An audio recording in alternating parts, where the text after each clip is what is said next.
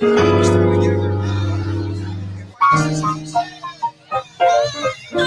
this way before.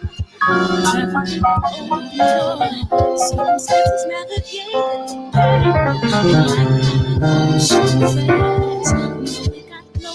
Sometimes you see I know we could never be. I stand on my feet and nothing can shake me because I know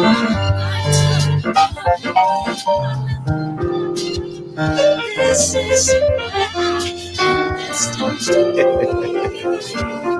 I'm not ready to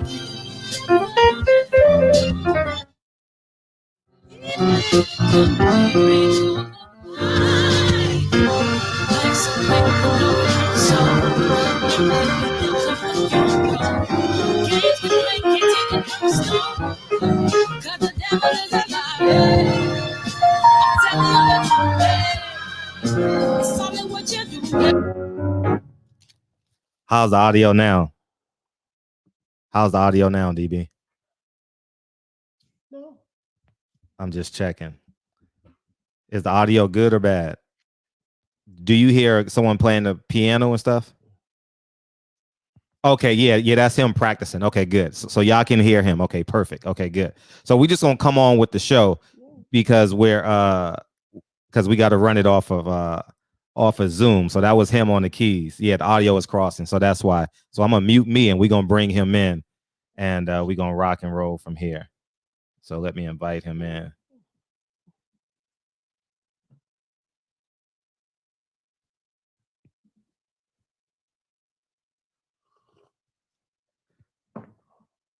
All right, you ready? Yes, sir. Okay, let me bring you in. I'm gonna bring you in and we'll rock and roll. All right. All right, cool.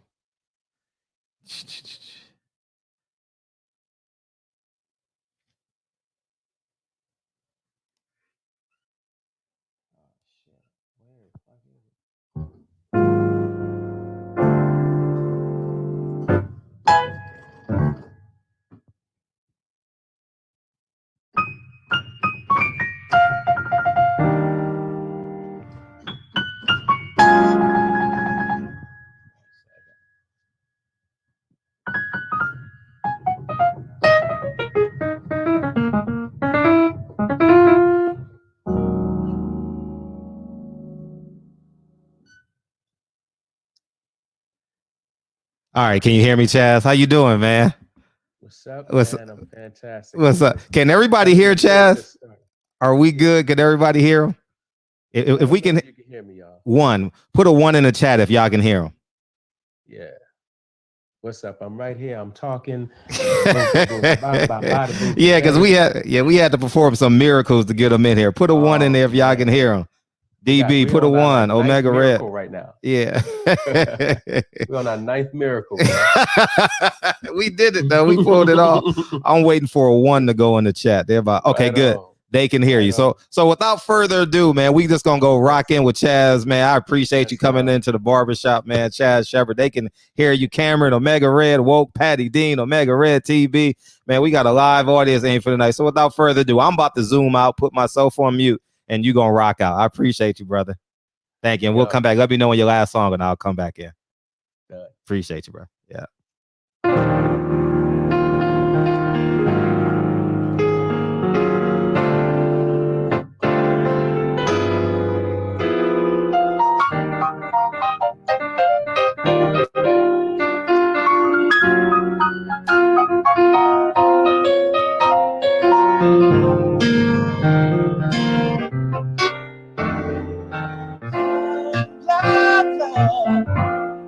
Tell me why you take so long to come to me, baby.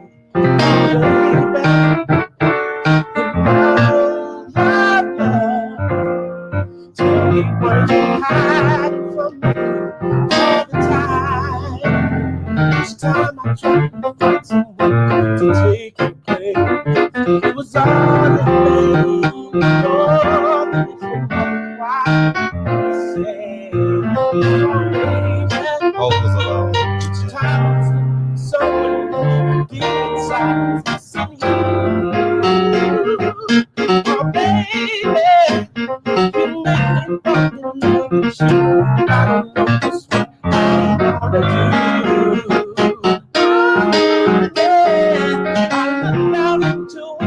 All I saw was your sweet face.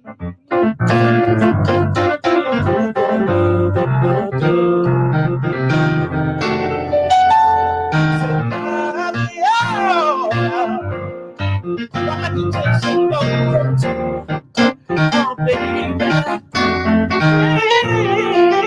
your love. Every time you smile, it goes to me all the time. Day by day, I'm falling more in love with you. And that's your life. Cross my heart, honey,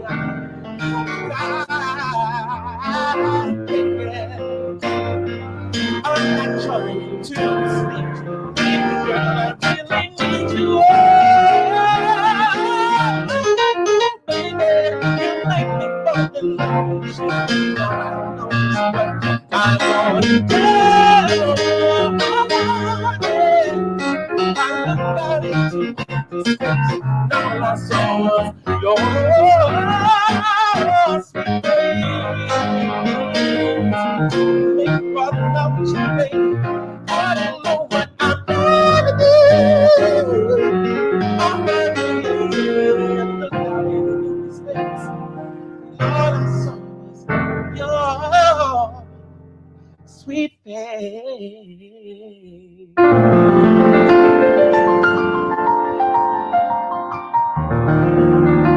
So that's from the great Donnie Hathaway, who I just feel is the greatest in the world. You dig what I'm saying? Chaz, you gotta turn your vocals up. Your piano is gotta turn your piano down a little bit. Piano is blasted. It's blasted, yeah. Blasted. Yeah. So we're gonna give you a little more vocal here. Yeah, for sure. Yeah, you were. All right, there we go. Appreciate you. Okay. Yes, sir. So that was from the great Donnie Hathaway's guy that's inspired most of us artists, especially soul artists. Love that brother and his legacy. And right now I'm working on a new album. We have my man's favorite, Chemical Reaction. That's from the first debut album. I know that's his jam. But we got a new joint. It's coming pretty soon. I'm about halfway through that album. But I came up on a song recently, and I figured, well, look, we're just doing a little late night type of session, and it's just a piano and me. But I have a way to get you a little music so I can sing this song for you. It's a new song called Still. Still, man. It's two different scenarios, but both the brother in the first verse and the brother in the second verse. Still love her and would give anything to be her man. You dig? So this is Still.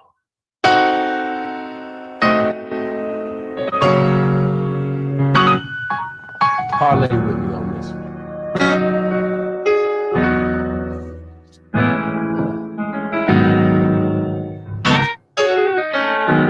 So just picture us just chilling somewhere, and just telling you how I feel.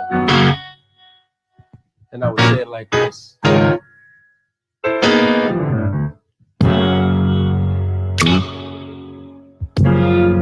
Brother, I had and I lost her at a time when I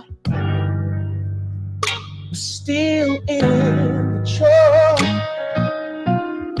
I still love her.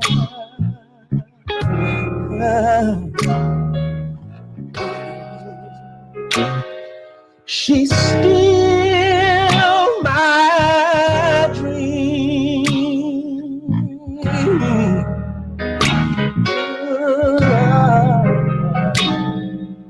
Still I give my all to be her man. Just be still.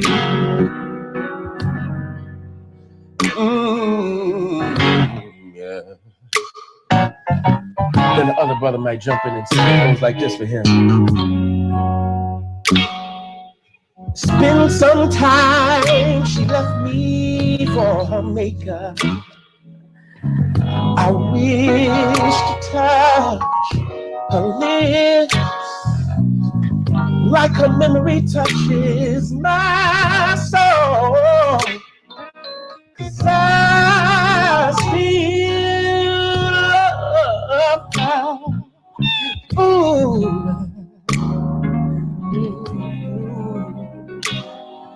She's still my dream. Oh, still I keep my own. Oh, just be still.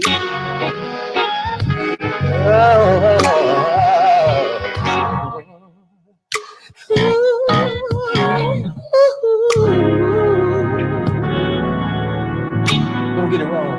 She wasn't perfect.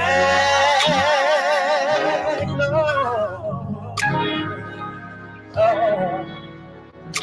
And some things misunderstood.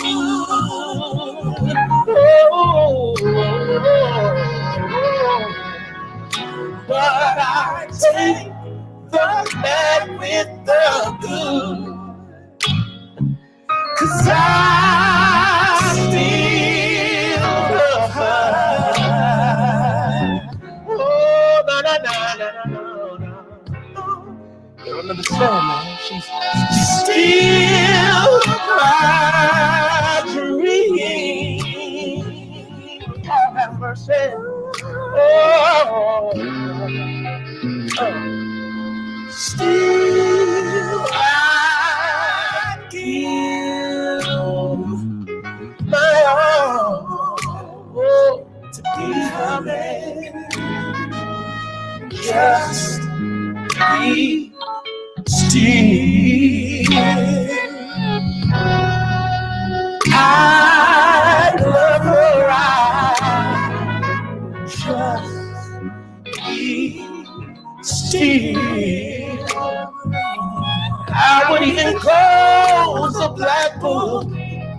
Let her be one. Just be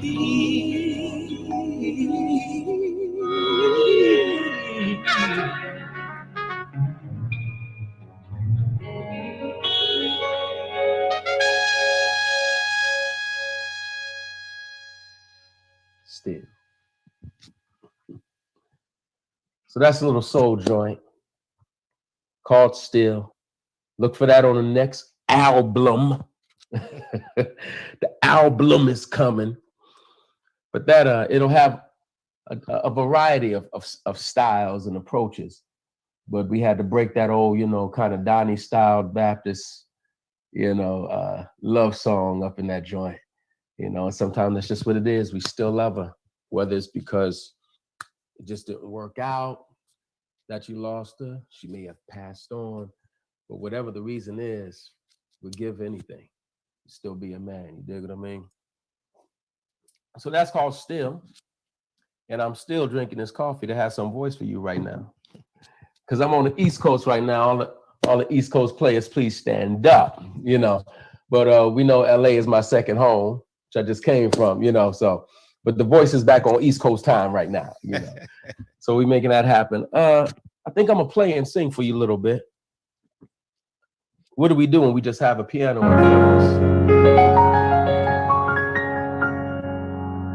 We mess with it, You may have heard Bob Marley do a great song of his. I have a little medley that goes with it.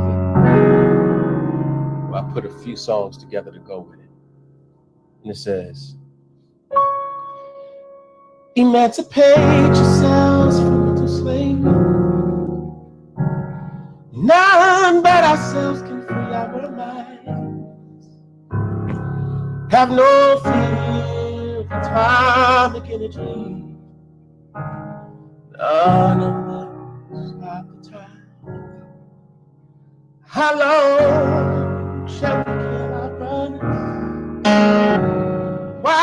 we stand aside and look. Some say it's just a part of it. Don't you believe it? Instead, just help me see. These songs are free. It's all I ever had. Oh, redemption song. Won't you help me sing? The songs is free. It's all I ever had. Oh, redemption song. Redemption song. Redemption song. Redemption songs. Songs like ain't no need to worry what the night's gonna bring. Redemption songs. Redemption songs. Songs like no weapon formed against me shall prosper. Redemption songs. Songs like I trust in the Lord till I die. Redemption songs. Redemption songs. Redemption songs. Redemption songs. You gotta sing to yourself sometimes. Then we go gospel with it. Question is, will I ever leave you? The answer is no, no, no, no, no, no, no, no.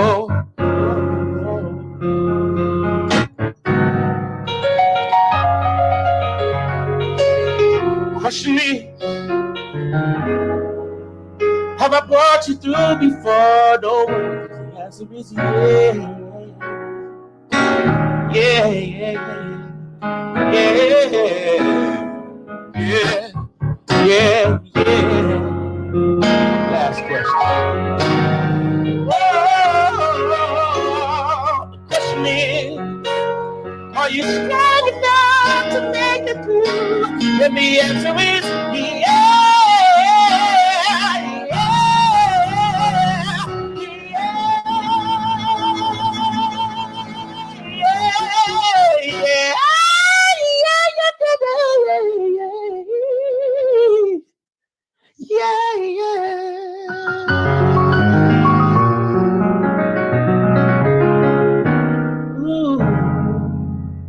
Oh yeah.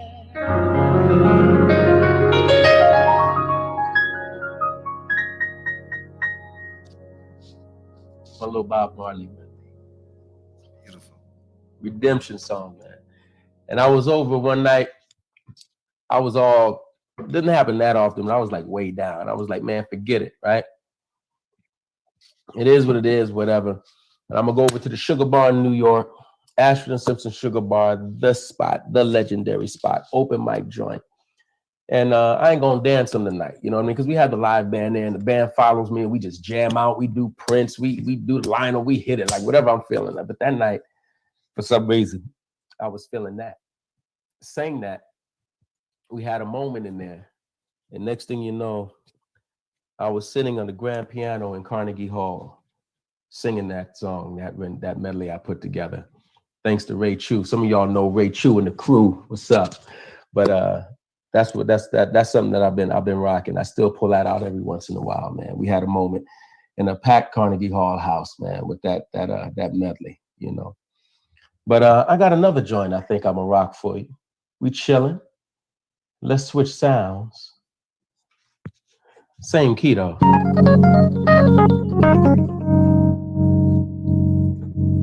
Let's see if we can bring this out. You ever heard this song before? Long ago. Wow. I know so far away.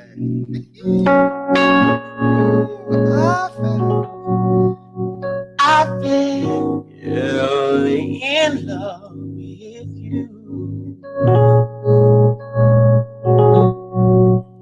Before the second show.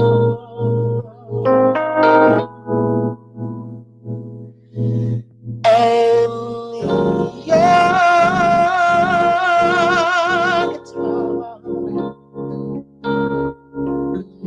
you sound so sweet.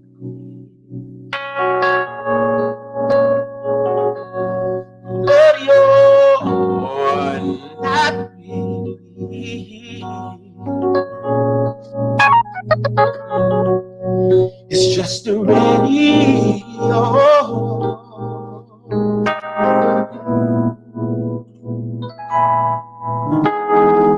Don't you remember you told me you loved me, baby? Yeah. You said you'll be coming back this way again, baby.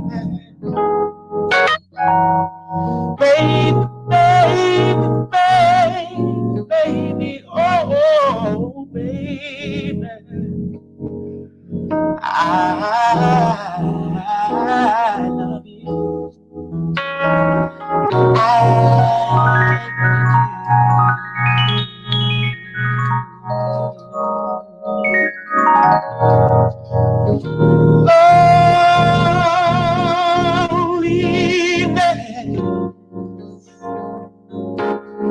It's such sad feeling. Yeah. And I can hardly wait to be with you again.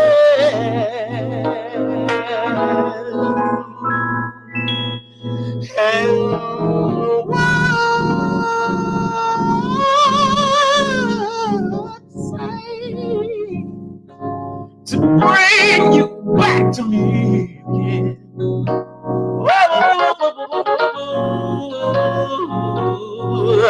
Honey, come on back to me again.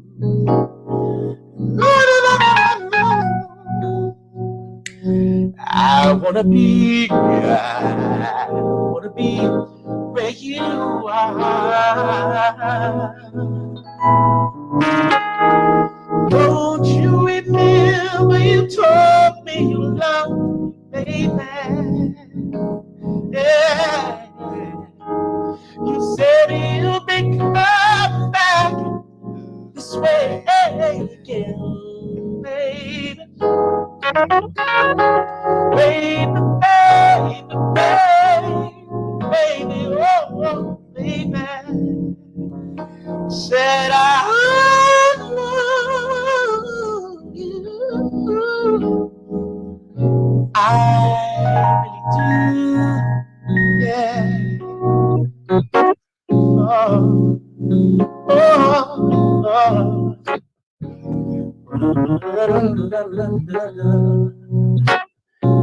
Oh, you said you love me.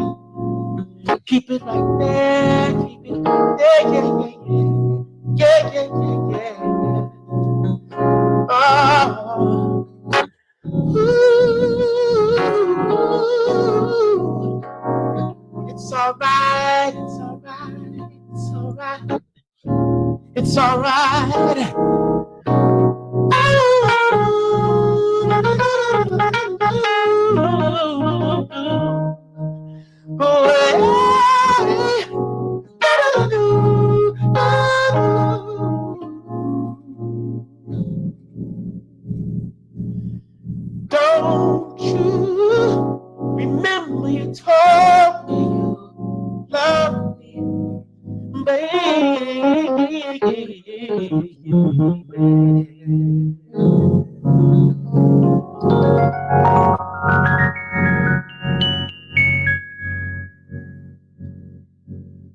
on that Luther. Y'all know we don't get enough of that. And I love love songs like that. You know what I'm saying? Get right to the point. Something you can feel. And that's something I like to rock a bit too. I think I'm gonna bring it up. Let's go back to this new album that's coming. I told you I'm right in the middle of it. But I got a little bit more of like a mid-tempo soul joint I think I want to mess with tonight. And let's rock that for a little bit. Next album is coming. Give it a few months. I ain't gonna lie to you and tell you it's coming out in 3 weeks. That's a lie. You know, everybody be like, yeah, it's about to drop, and then 3 weeks come. Yeah, I had to push it back. We ain't pushing it back. We just gonna give it one date. I'm gonna make sure it's right for you by the time we bring it. So we have Still off of that record, and then we have this joint called Doing My Best. And it goes like this, cool soul joint.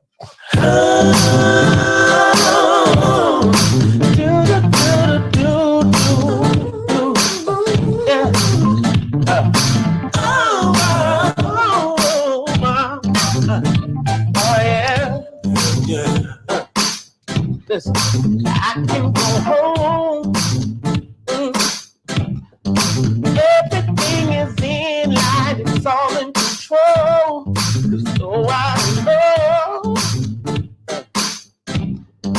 what comes with the future. One thing I know, I can rest at night, knowing I'm doing my best in life.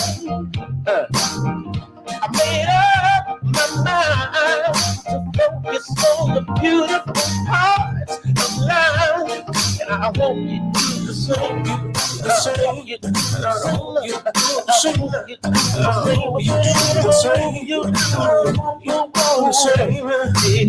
just take a breath? Man, ain't that a blessing? Life is the best. It's also a mess. I just try and walk around it and enjoy what's left. You can be oversensitive, won't always be appreciated for all that you give. But you express your mind, knowing you're doing your best in life. Just make up your mind to focus on the beautiful parts of life, and I'm gonna do the same.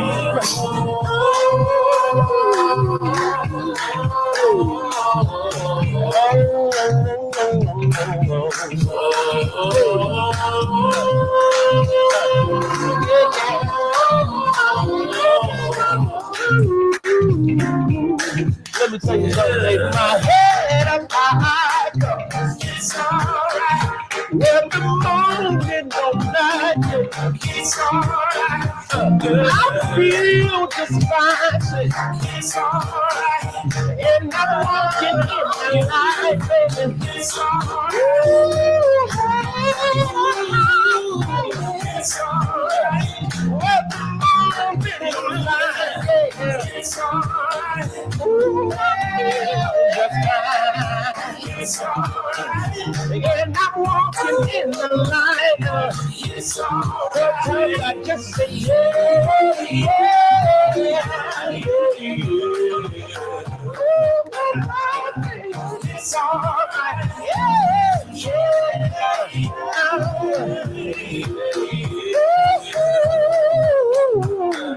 It's alright. And I can smile.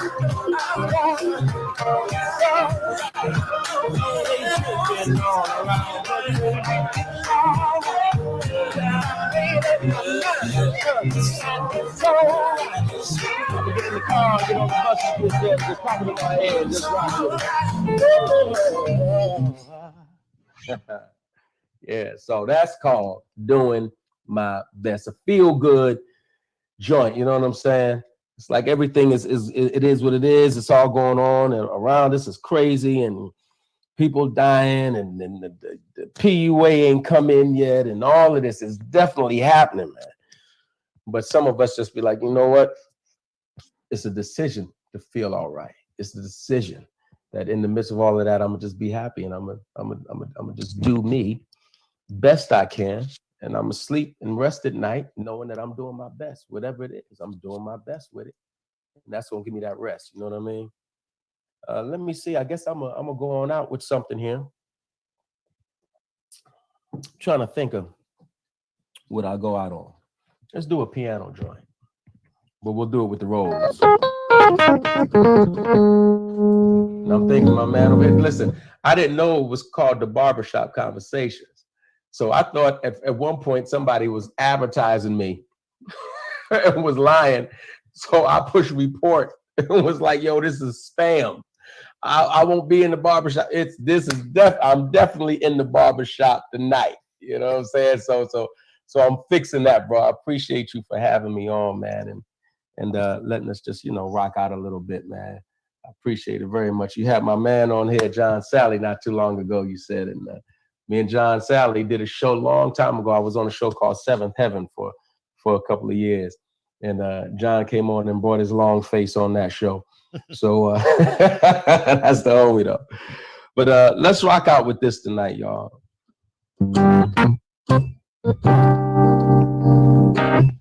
If I ever leave you, baby, you can say I told you so.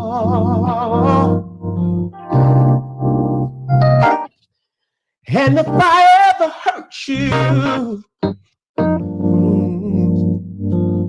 you know I hurt myself as well. Is that any way for a man to carry on? Do you think I want my loved one gone? Said I love you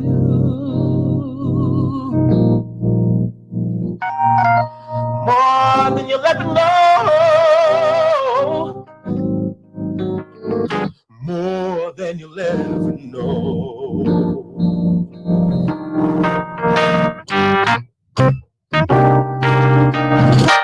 When I wasn't making much money, you knew where my paycheck went. I brought it home to you, baby, and I never spent a red cent. Hey, is that any way for a man to carry on? Do you think I want my loved one gone? Said I love you more than you'll ever know. More than you'll ever know. Hey, I'm not trying to be a silly kind of man. No, I'm just trying to be somebody that you can love, trust, and understand. I know that I can be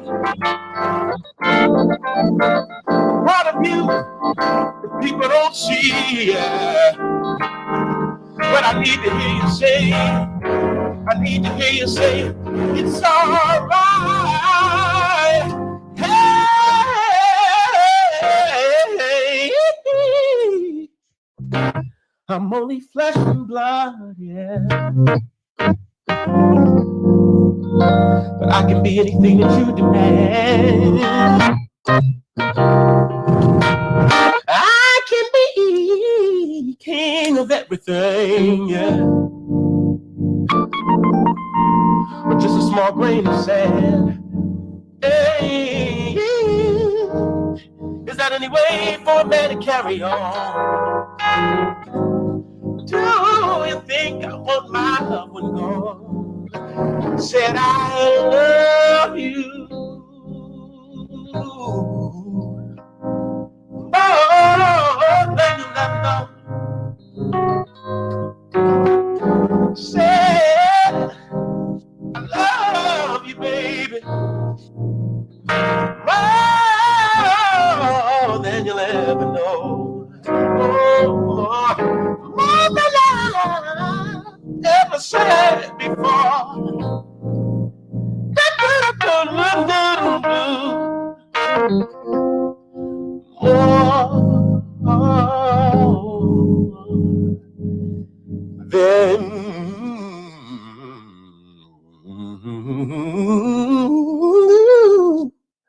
You'll never know.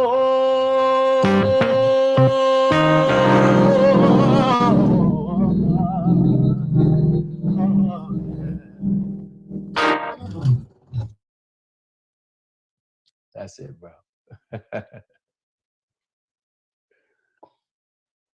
Appreciate you, Chaz, man. Chaz, what was the name of the first song you played? Love, Love, Love by Donnie. Okay, love. Yeah, love, love, love. Matter of fact, Ruben Studdard even covered that and did a fantastic job, man. Covered that record, but yeah, that's not a song for you. Everybody's always thinking a song for you with Donnie, but he has some other dope ones, you know. Yeah, we genuinely appreciate you coming in, man. We had some cyber panties and some bras and word. What I like about cyber panties, I can't smell them. Yeah, man, they give you a round of. Imagine they all smell like roses. Yeah, roses, right? Yeah, they. When you drop your album, please DM me, man, and be great to have you back for sure. Indeed, I appreciate you, brother. Yeah, and congratulations on what you got going on here. Yeah, too, man. I appreciate you, and thank you for being. We worked this thing out today too. Yes, sir. Yes, y'all only knew what we went through. But we got it. Yeah, we sure did. We sure did. But I thank you for coming in, and I know it's late on your end, but thank you for giving us the concert. And oh, good. Indeed, bro. And catch you on the next one for sure. Till next time. Thank you, man. Appreciate you, King. All right, bro. All right, man. What's up, man? So we back. Barbershop conversations, man. Man, we worked that thing to get this thing in today. Man, my heavens. Let me close this Zoom out.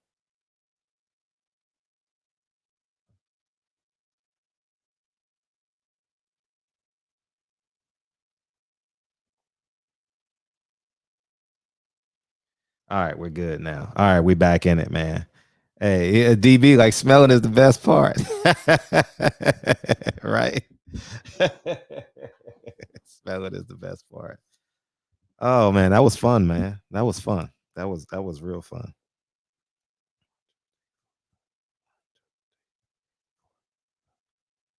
All right, cool. Yeah, we did it. All right, so we got a lot to talk about, man. We got a lot to DB, call in and reset the show for me real quick. Let me open this show. Let me open it up.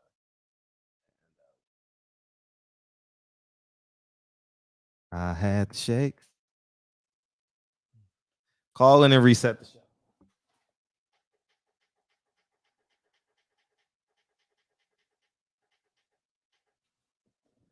See if that shit works.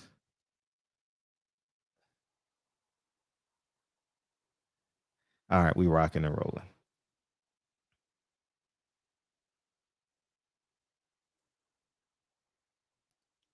It's okay. We want to hear it. I don't give a fuck. I don't give a fuck. You know how many YouTube channels there are out there? You got options. You got tons of options. I don't give a fuck. We got 10 people in here. We gonna rock out. I had the shakes. Out of it, I was losing weight. DB, you calling in or what? There we go. What's popping, DB? I just heard you. Oh. All right, Joe, to see what's up. Man, damn. Hey, now I don't know if I ever told you, but I play the keys, but and I always consider myself a badass dude on the keys. But when you hear somebody that's doing it like that and he singing his ass off too, yeah, put your boy to shame real quick. If I could sing like Chaz, I would never stop singing. I'd be walking through the grocery store singing, "Where's the watermelon? Where's the tomatoes?" But yeah, I think he got him here and he got out, man. So we appreciate you for that, homeboy. Real. Yeah, that shit was love. Yeah, that shit was love. So yeah, we got a lot's going on today, man. I told Canelo suing Oscar and Gary Russell. I didn't hear the update in terms of Bill Haney and Gary Russell. Have you heard the update What was the last The update? only update I know is Canelo might be signing to Devin Haney Promotions. So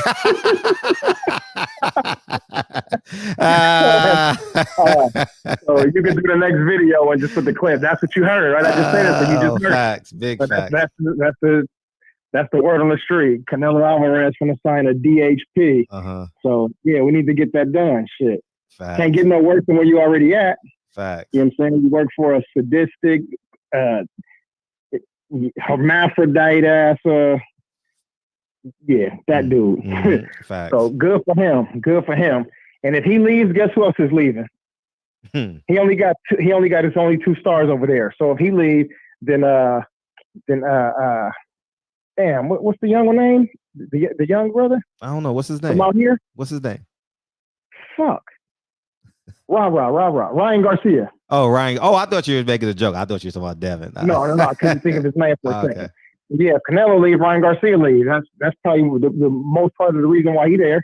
He was trying to leave a few months ago when Canelo talked him off the ledge and had him training with him and whatnot. So if those 2 leave, I mean, you know, it's a couple other semi-decent dudes over there, but for the most part, shit, Oscar ain't got nobody, you know, and Canelo is the drawing power for his company, you know, so once he leaves, yeah, it's all going down here for Oscar, and I love that. I think we all love that. Get this dude up out of here, and then Eddie the Germ Hearn, he falling to pieces, so I think after Devin do his thing over there, shit, that's all he got. If Devin don't get a rematch, I mean, whoa, shit. If Devin win, ain't no rematch. So that's basically the beginning of the end for Eddie the Germ Hearns. Eddie Hearns. Oh, shit is happening. You know what I'm saying? Bob only got about 6 months to live. You know what I'm saying? He about 116. So shit, everything gonna fall into place like it's supposed to. You know? EJ got his own promotion. Deontay got his own promotion. Devin Haney got his own promotion. Floyd got his thing. So, you know, things going to fall in place and it's going to get real dark around here, if you know what I mean. real dark. Yeah. So, but, yeah, man, I heard the same chattering, you know, on everybody's show. I think the very last thing that I was on here was with Stay Ready. And I think we all heard the same thing. So we just know that the wheels were in motion. So ain't nothing came out about nothing being signed yet. But, you know, we all know that. So now there ain't no reason for nobody to get up in arms about anything. We just stay calm now and know they just working out small details. And these dudes going to be getting down pretty soon. So, yeah, I'm excited. Batman Boxing Talk, what up? I know Batman in here, so he like... He back. I know he ready, boy. Canelo, he leaving. That's his boy. Yeah. That's his boy. He likes steroids and all that shit. You know what I mean? Over there eating dinosaur pellet tacos and shit. Talking about street tacos. Get out of here. Loaded tacos. How crazy is Yeah. I heard of loaded nachos, but I ain't never heard of loaded taco. That's a first, right? That's definitely a first. That's definitely a first. You consider yourself a world-class fighter, a top 50 fighter in the world. You have to the top 50. And you out here eating street tacos while you in camp. Get the fuck out of here. Facts. It's amazing how all those Mexican fighters eat tacos. And they go to the same guy. You know, he's on like Salvador Sanchez Boulevard and Julio Cesar Chavez Avenue, like where they intersect and shit. You know what I mean? Yeah. That's where they get the taco meat from. Yeah. I'm excited, man. Yeah, we already starting to show off good, man. We got good stuff happening in boxing. You know what I'm saying? Weather cooled down a little bit today. Yeah, Patty Dean smiling. Shit, it's a good day. Yeah, it's a great day. Hi, Patricia. Anyway, let me fall back and talk some shit to the brothers in the chat. I'll see you in a minute. Appreciate you, man. Yeah, so we can go anywhere we want to go with it, man. So the last I heard on the Bill Russell shit, that's basically what it's going to come down to. I said it too. Someone else said that shit the other day. Bill Haney and Batman, they sent the terms over, and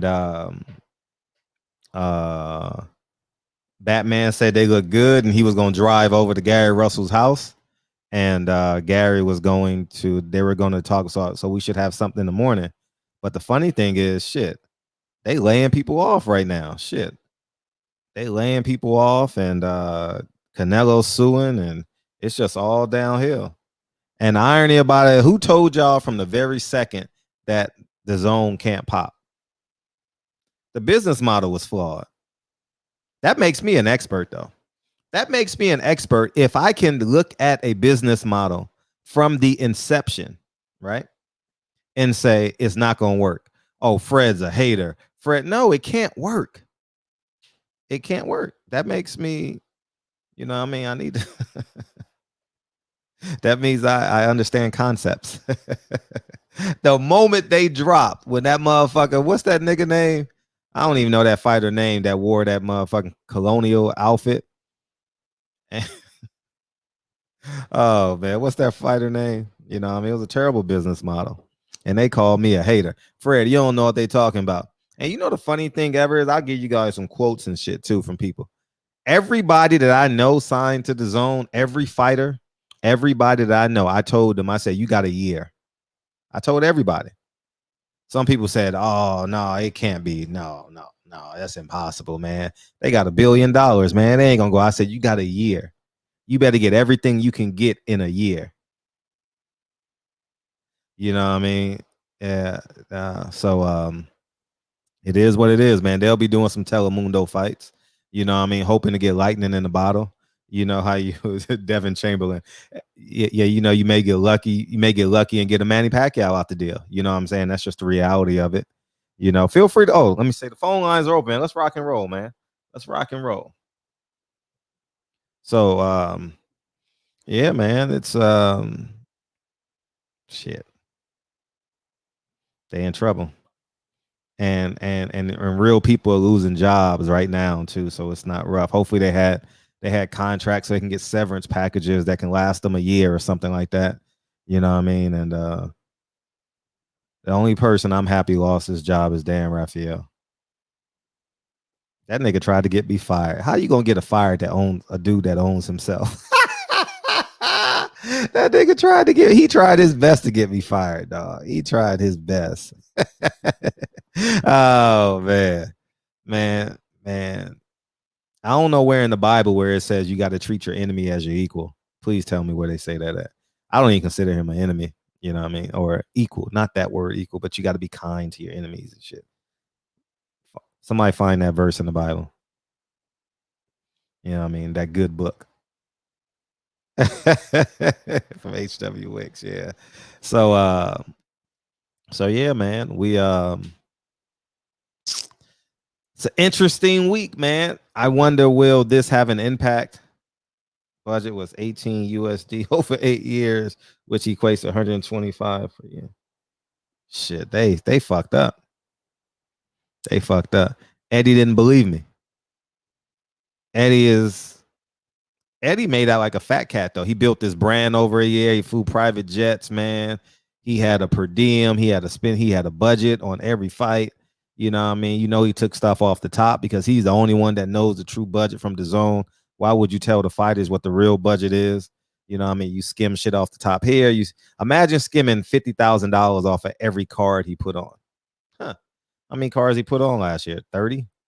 You know what I mean? Big, small, even the ones he wasn't at. You know, like the ones he had a couple in Mexico that he didn't attend. You know what I mean? Oscar's officially out of business. And the funny thing about this shit is I told all the fighters in my gym, I said, it ain't gonna last. Fred, what you talking about? I said, you better go to PBC. Oh, you just saying that because you black, man. Yeah, I'm saying it because I'm black, and I'm saying it because that's why I'm saying it, because I'm black. You know what I mean? I get my source from my source is the sun. They said, oh man, they can't fire a boss, right? I told everybody that heard y'all heard all them videos and I was getting all that UK hate. I lit their ass up for a year, for 9 months, whatever it was, you know what I mean? And now it's over. It's over. You know what I mean? The party's over. Damn, they land people off. You know what I mean? And the funny thing about this shit is if you have a man with common sense, like a black man with common sense that's been successful in America, right? And then you get a white man who says he has $1 billion. You believe the white man. All these did you see all the media and shit run to Eddie Hearn? Somebody call him in now. All the media, all the fighters parted the Red Sea for Eddie. Like, oh my God, look at him. Oh, I'm like, he's a used car salesman. And y'all niggas felt for that shit. Now, all them niggas are unemployed because I told them to bet on themselves. Everyone that heard my voice, I said, y'all, the zone is going out of business. Fred, you just hating. I said, no. They don't know what they're doing. First of all, how the hell do you have two white men, what's his name? Michael Smith, Ben Smith, whatever their name is. And two, they got accents. America don't want to fuck with people with accents on any level.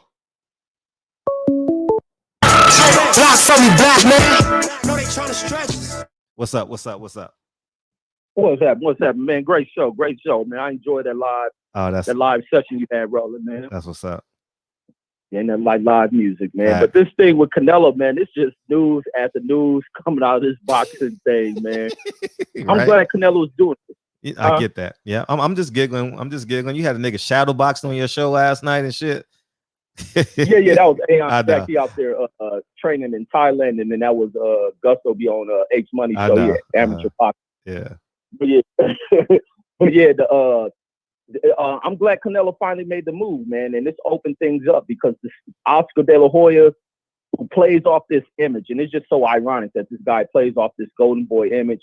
The media develops it, and this dude has one of the worst damn profiles you can ever think of any kind of boxing, regardless of what they want to paint of other boxers being the thug and a womanizer or whatnot, whatever they want to call it.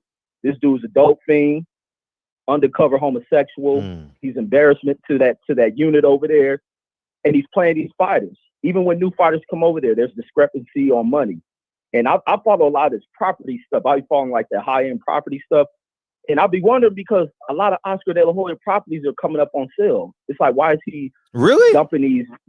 Yeah, man, he even had like two different I forgot, it's somewhere like up in the hills where he owns a property, and they've been going up on the market. Send it to me. Send the links to me. Send the links to me. I'll look for them and I'll send them to you. Thank you. But they've been like he's selling them almost at a loss, like under the value. It's like $19 million property, like high-end property, but he's selling them at a loss. Then he has all these lawsuits going down. Matter of fact, it's the property where that girl said that claimed in Pasadena. In Pasadena. I think so. I think that's where it's at. He has that property up on sale. He got the lawsuits going down. The dude's just a disgrace. And now you can set it up to where you are breaching a contract. You didn't put the zone in a bad spot. Now Canelo has opened the door to where Canelo may walk away without ever fulfilling that goddamn contract, and he's going to get every single penny up out of it. They have really effed the game up. And by not listening, not studying the market, they didn't do their due diligence when it comes to understanding boxing. They just thought it was lucrative, listening to the two biggest clowns in the sport, and now they have played themselves. And I wish Canelo would have went the Mayweather route, but he may end up being more beneficial doing this, and now he gets to sue these guys and still get to make money and still get to start that company, because Canelo is going to have the market is going to be Canelo's. Canelo's going to have a huge sector of the market based on the name he has developed, the Mexican fighters he can bring about, getting them fights. He can build up. He's going to get Canelo's going to have it made. He can develop the networks that are down in Mexico, start making them viable boxing broadcasters. Put that Canelo brand behind itself, and sky's the limit. As long as he do work properly and he can learn from the mistakes of Oscar De La Hoya of what not to do. And the other thing that's played about Oscar is that Oscar's come from where promoters have been shady, shifty as hell when it comes to boxers. Boxers lose, and the first thing he comes out is they make too much money. Like, what are you talking about? Then, don't watch this fight. Then he wants to do the same kind of fight. Like, what kind of delusional clown is this dude? So I'm happy for everything Canelo got going with this fool. Sue these fools to the wells dry out. But that's all I got, man. Great shit. And man, salute for getting this fight started, man. Oh, we This got is it gonna started. be a historic fight. Yeah. Yes, indeed. And it's gonna wake up these other fighters to start doing their programming with black media. And just like I told Shakur, you listening? Come up on here, Shakur. Stop hesitating. Facts. Stop being fearful. Take pride in yourself. Come and do these interviews. Yeah, facts. And get your name out there. You see, and it's just a crazy how quick the turnaround for Gary Russell's career has been just by doing this. 1 month. Now he's the hottest nigga in boxing. Absolutely. The hottest thing in boxing, man. The hottest thing. Just see how quick it turns around. Just from touching base, being vocal, and just speaking your mind. Not trying to keep these clean ass images and stuff, or thinking you have to go through these other sources of media, which has none of the best of interest in you. The rest of the media is so cool with watching these, because somebody's speaking about the legendary fighters. They've been so cool watching these legendary fighters getting there, put on some of the most epic bouts in the world, only to be screwed financially. When they walk away from the sport, they have nothing, they die with nothing. And that's the foulness behind what these other folks have done in this game. But I love it. Keep this shit going. You be bugging me when you be agitating, but that shit is great, man.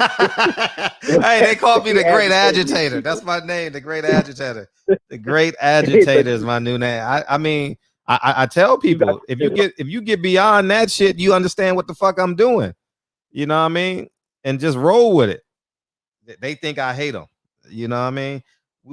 We done rebranded Gary Russell and made him a motherfucker. He's a boxing star. You know what I mean? He got to win now. He's a boxing star. You know what I'm saying? You hung up already. Yeah. So, but yeah, I'm sitting there talking. Right. Oh, you here? Okay. All right. Peace. I always go on mute. Oh, okay. Yeah. He's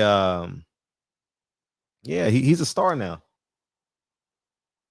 Man, all in a month. Like, that shit is crazy. So it just shows what these other folks haven't been doing, and these other boxers need to realize. It shows you what we can do. It shows you what we do. What not we can, what we do. Period. End of discussion. And I reached out to the Chargos. They saw the message on Instagram, and if they decide to come on, they decide to come on. You know what I mean? Like, I'll be honest, man. There's a lot of media outlets, but at this time right now. At this time right now, we are one of the best media outlets, period. You know what I mean? The barbershop is the coolest place to be. I know the time may not work for everybody, and we can change the time if we have to, but it's the coolest place to be as a fighter. I'm just going to tell you that shit right now. It's the coolest place. You can let your hair down. You ain't got to, you know what I mean? And if people get offended, it was meant for them to be offended. You know what I mean? So it's absolutely. So I'm not saying I'm not going to be angry at people who don't come on. Nah, I don't really give a fuck about that, but I'm not going out of my way, because everybody knows that the barbershop should be a destination. You understand what I'm saying? So yeah, absolutely. You know. Hey, and Charlos, y'all listening, y'all people listening, bring y'all ass on the damn show. Bring y'all asses around. Facts. So there can be some hype. Y'all got a fight going down in, what's that, 2 or 3 weeks? Get y'all asses on the show. Maul, Jamel, do your thing. Get these people who are going to open up their wallets to hear you guys come on here, talk, answer the questions, whether positive or negative. And people have got to stop always wanting people to love them. I always say that. I don't want people to lie to kick it with me. If you don't like me, we ain't got to like each other, but we're going to work through and resolve this shit to where we're going to end up finding a resolution to bring about peace, and we work around with each other. But that's all I got, Fred. Let me open the lines. I hear people calling. Yeah, that was Asia. Yeah, for sure. Yeah, I'm not going to change the time, but there are a few exceptions to the rule, like Mr. Douglas from the Black Panther and Malcolm X's daughter. Yeah, right. So hang up, nigga. Oh yeah, my bad. All right. So I'm not purposely changing the times, only on need be basis, so because we've gotten acclimated, I mean, like, you see how people just coming in right now, you see how the numbers just doubled in the past 15 minutes, so come on the show, man, or go on. You got options. You go on Blue Blood show at 12 o'clock. You can go on my show at 9. But you got to come talk to the people, man. You can go on Champ side. I mean, I'm accepting of all that, but when they intentionally miss us, I don't think that's cool. You know what I mean? And then see, here's the catch. See, we got to be the bottom bitch. And what I mean by the bottom bitch is they can do what they want with us. They can ignore us and expect us to 100% support them. We ain't working like that. Not on this platform.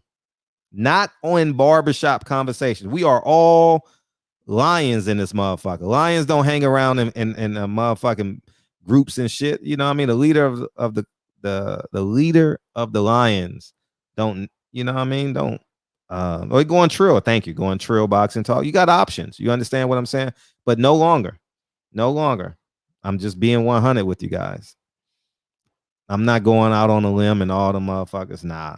Let them motherfuckers drown. Let them motherfuckers go broke. When they on the second half of their career, you know what I'm gonna do? I'm cool. I'm gonna go get that 8-0 fighter. You know what I mean? That's grateful and thankful and wants to come on. And you know what I mean? I'm just gonna keep it a buck. I'm just calling a spade a spade. We drive the content. You know what I mean? You better sign something. I already reached out to. I don't know if y'all remember. I tried to sign Ryan Garcia. Y'all remember that shit? I tried to sign his ass. There was a black guy too I wanted to sign, Ammo Williams and Pacheco. They got 3 young fighters that I think I can afford. They got Pacheco, Ammo Williams, and Ryan Garcia. I wanted to sign those 3 guys. And so if you got to connect with them, I reached out to Ryan Garcia's uncle and I reached out to him and saw where they was going. I did my best. I actually had a conversation with them. We never had a second phone conversation.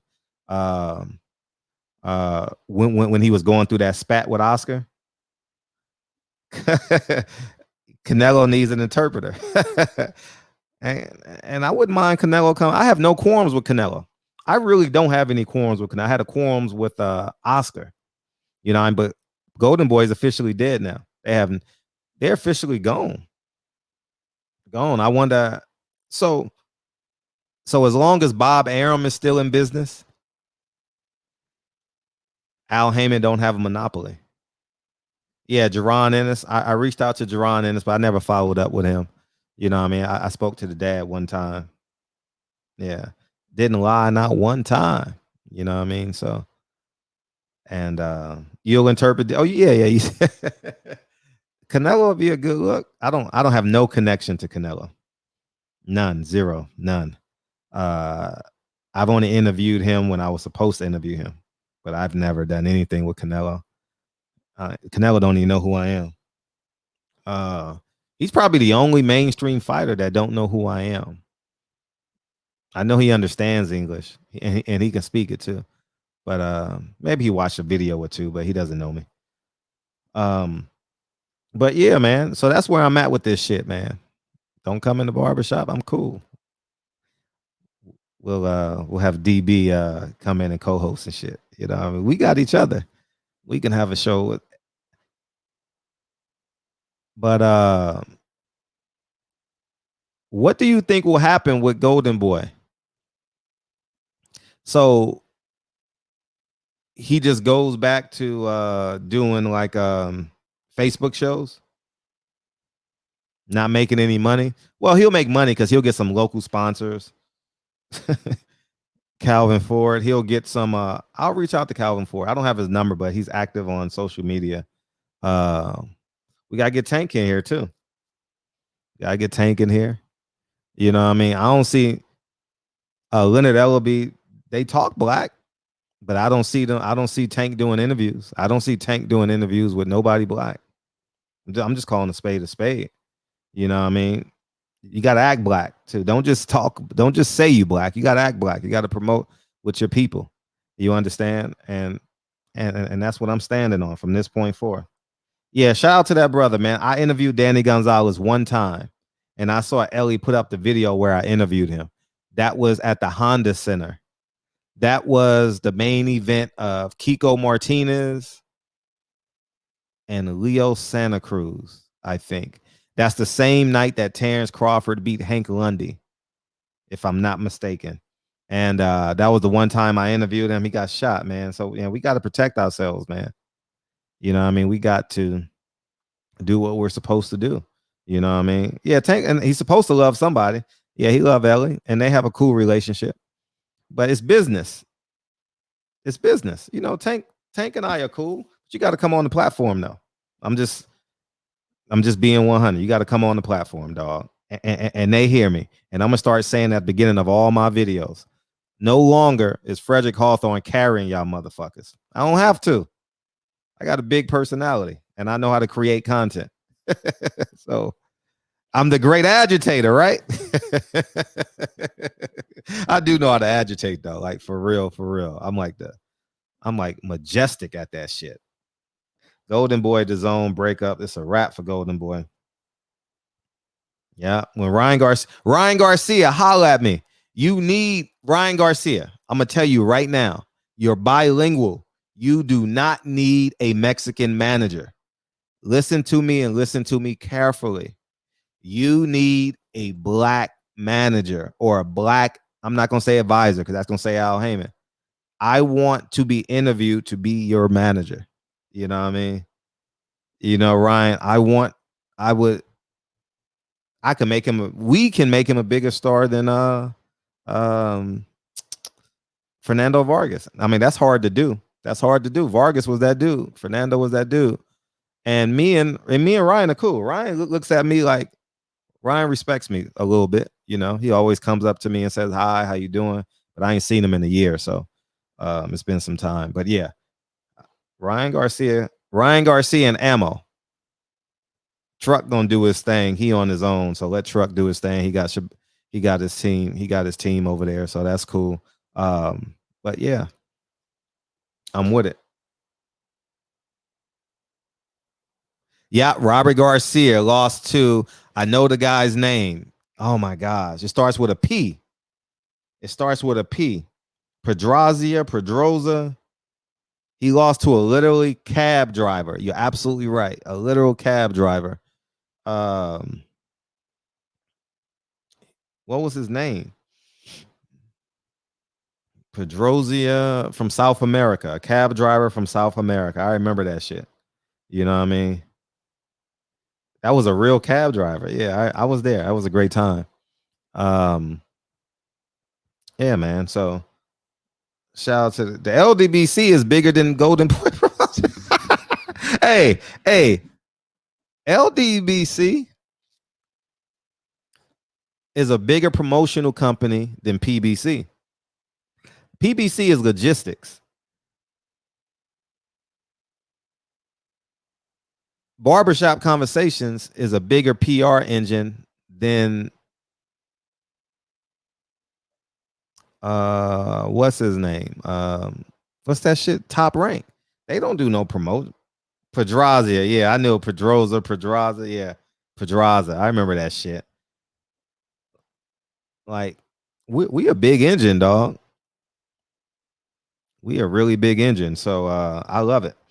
And guess what? We're gonna keep on doing, growing, getting bigger, faster, stronger. You know what I mean? We're gonna be the black $6 million man in this motherfucker. Yeah, Truck is a motherfucker, man. Truck special. And Truck is a vegan or a vegetarian. I was so impressed with that shit. Dude is a vegan and a vegetarian. How does a kid that young have that type of discipline when you got $1,000 in your pocket and you drive by 40 burger joints within 5 miles of your house? Peralta. There it is. Peralta. I knew it was a P. Peralta. Yeah. Peralta. Yeah, man. Yeah, I respect that. Yeah, Tank got to get better discipline. Tank got to get better habits. You know what I mean? PBC does the worst hiring. I'm just gonna say it right now. PBC does the worst hiring. For them to be so influential, they have the worst hiring. How do you have all these great fighters with personalities? Like for real, for real. All right, let's call a spade a spade. I wouldn't have put that team together. Kate Abdo, Abner Mares, and Sean Porter. I wouldn't have put that team together. You know what I mean? Just based off of what you have. You know what I mean? Like I wouldn't have did that. You know, like but it ended up working out. I would say they got a B. I thought Kate was the best one out of the three of them. I thought Kate Abdo was better than Sean and Abner. Feel free to correct me. Abner was second. I thought Sean was third. Sean didn't really have a fighter's personality on that. He was like he was kind of passive, you know. I thought based off of like he would be more he was opinionated, but like he wasn't black enough. You know, Sean wasn't black enough for that show. Abner was. I remember Abner. I'll never forget when Abner looked at Sean. It was, I don't know what buildup it was, right? I don't know what buildup it was, but it was definitely a Deontay Wilder fight because they all bled in together. If it was Luis Ortiz or Tyson Fury. And Abner, Keith Thurman is very good. Abner looked at Sean like, nigga, he's black. You're supposed to go with the black guy. You're not supposed to agree. He was looking at him like, what are you talking about? He's a good fighter. He's gonna knock you out. Y'all remember that shit? Y'all remember that shit? That shit was funny. I'm like, Sean, you're supposed to go with Wilder, okay? That's why you're on the show. You know what I mean? But anyways, man, Sean is who he is, man. And I guess it worked for him. So I'm pretty sure he'll pop up somewhere else, you know. So but I was shocked Andre Berto didn't get a shot at it. Keith Thurman, I thought Keith Thurman could be really good in that spot. Abner Mares ended up being good. 405. So, all you scared to death Negroes. What's up? Not much. What's going on, Fred? I'm feeling great, man. What you got? Man, hey, but listen, look. So, you are right. Sean is not black enough. Mm-hmm. Like I don't know. Like it's just like something about him. Like or whatever.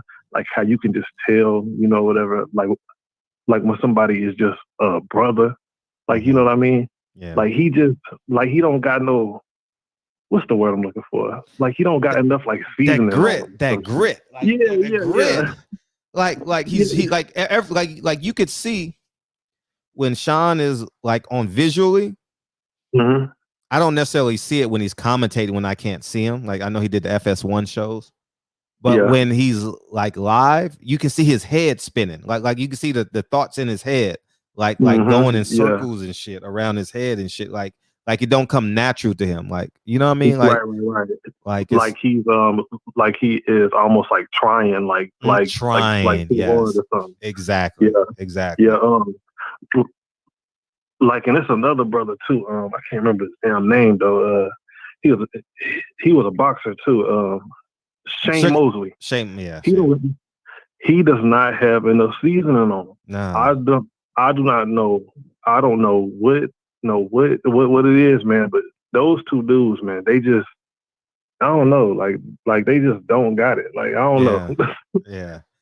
It was. Yeah, man. But anyways, though, how you doing tonight, man? Thank you, bro. You good? I'm great. Thank you, man. I'm good. I appreciate you asking.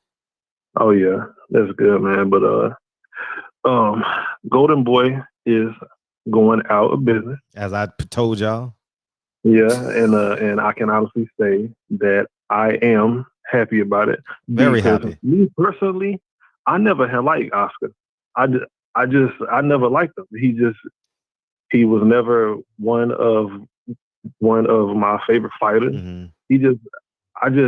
I just never had liked it. Yeah, I never. Yeah. You know the funny thing, I shared this one time before, and I'll tell you guys, I thought I had access to Oscar, right? So for about a year, whenever I would do interviews with people that I thought would get back to Oscar, I was like, oh yeah, he's one of my favorite fighters, man. I was lying my ass off. I was lying. I swear for like a year, I was lying. And the reason why I was lying, because I was going to kill Oscar in the interview. I was trying to get a one-on-one interview. I ain't going to lie to y'all niggas. I don't give a fuck now. But I was trying to get a one-on-one interview with Oscar for about a year just to get that nigga in a one-on-one interview and literally pin that nigga with all this dumb shit this nigga done did for 20 years. Yep. You know what I mean? Exactly. So I was playing the game a little bit. Dressing up in all those little gay ass drawers. Yeah, facts. All kind of just weird shit or whatever that he done said over the years. Facts. Him saying or whatever, right? Like how freaking or whatever, like how black boxers can't take it to the body. All that. I remember that shit. I remember him saying something about Purnell. Yeah, man. I remember. Oscar man, look, I'm happy. I'm happy that all this shit is over with. Fuck Oscar De La Hoya. But anyways, though, Fred, man, that's my call, bro. Appreciate you, big homie. All right, man. Have a good night. All right, one. Yeah, I see. TB remembers everything. It was the Luis Ortiz fight. I just remember that shit. Like Abner said, no, nigga. In order for this to be good TV, you have to be pro Wilder. Okay, you have to be pro Wilder. The nigga just didn't get it, man. He didn't get it at all. Let's trade Sean. Caleb Plant. Nah, I don't think as a I get it now. Let's trade him again. Yeah. Caleb Plant is too stern, you know what I mean? He ain't ready to come out of fighter mode. But I think their child is gonna be special. You know, Jordan looks like she got phenomenal genes, and Caleb, you can see he has phenomenal genes. Yeah, that kid gonna be athletic and intelligent, boy or girl, you know. What I was gonna say, I was trying to think of some more. Andre Berto, Keith Thurman would be good because you would have a love-hate relationship with Keith Thurman, and sometimes that's the kind of personality you want it to be. It ain't no more Chick Hearns out there, all right? I mean, shit, they're coming, but it ain't no more Ralph Lawlers. It ain't no more whoever they are. But Chick Hearn was that. Chick Hearn was the best I ever heard ever. The best. Chick Hearn. I like I'm trying to think of the guy that does basketball. I ain't heard it in 3 years though, but there's Gus Johnson. Is that Gus Johnson from Fox? I like him.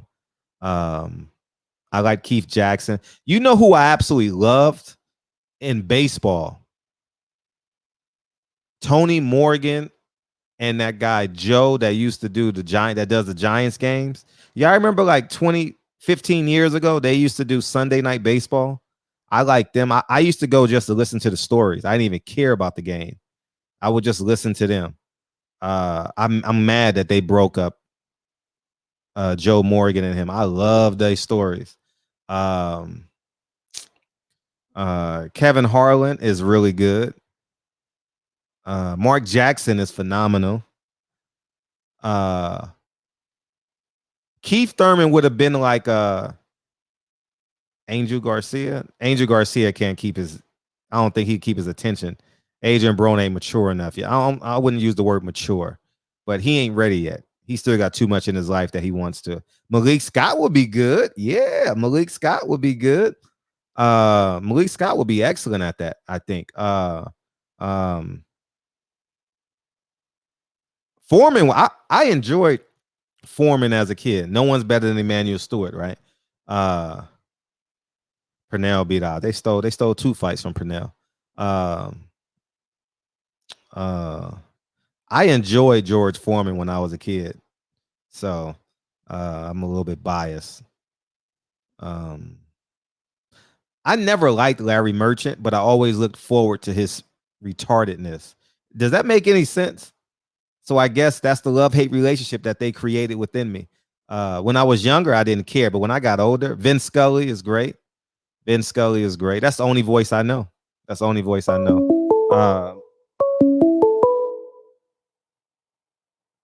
By any means necessary. Blasphemy, black man. What's up? Steve Cunningham is great at it. He's one of the best current guys right now. Him and Antonio Tarver. What's up? What's good with it, Fred, man? How you Good. Feel? How you feel, Mike?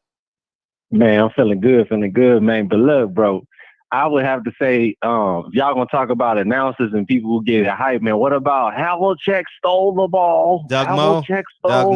Yeah, I thought about Doug Moe. that motherfucker there. Boy. Yeah. Ever since I was a kid, when I heard that, I was like, this dude here, Doug bro. Moe. Like, Doug He Moe. gets it popping, man. He gets it cracking. Hey, what's his name? Wasn't he the Celtics? Yeah, the Celtics announcer, right? Yeah, it's not Doug Moe. Doug Moe was the coach of the Denver Nuggets a long time ago.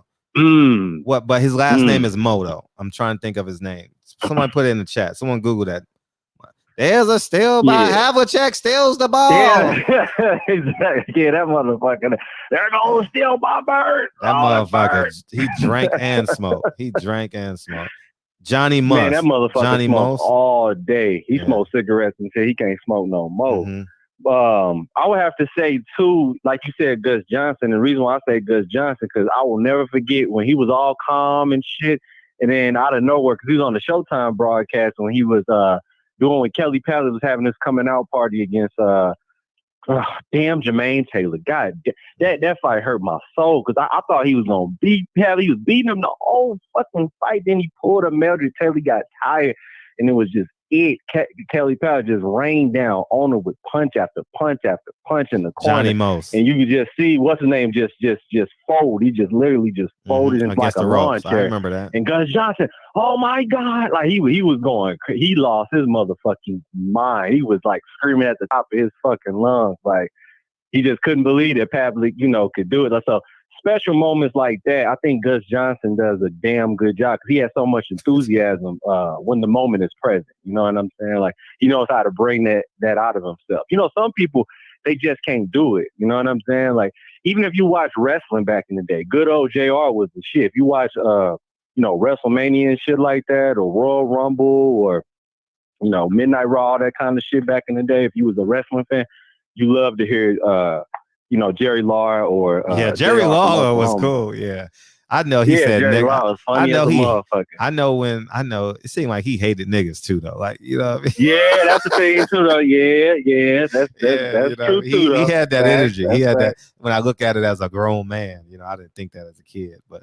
Yeah, when you're a kid, you don't really think about that stuff. It's just like with Hulk Hogan. Like when I was a kid and I used to look up, I'm like, oh, that's Hulk Hogan. He the shit. Da, da, da.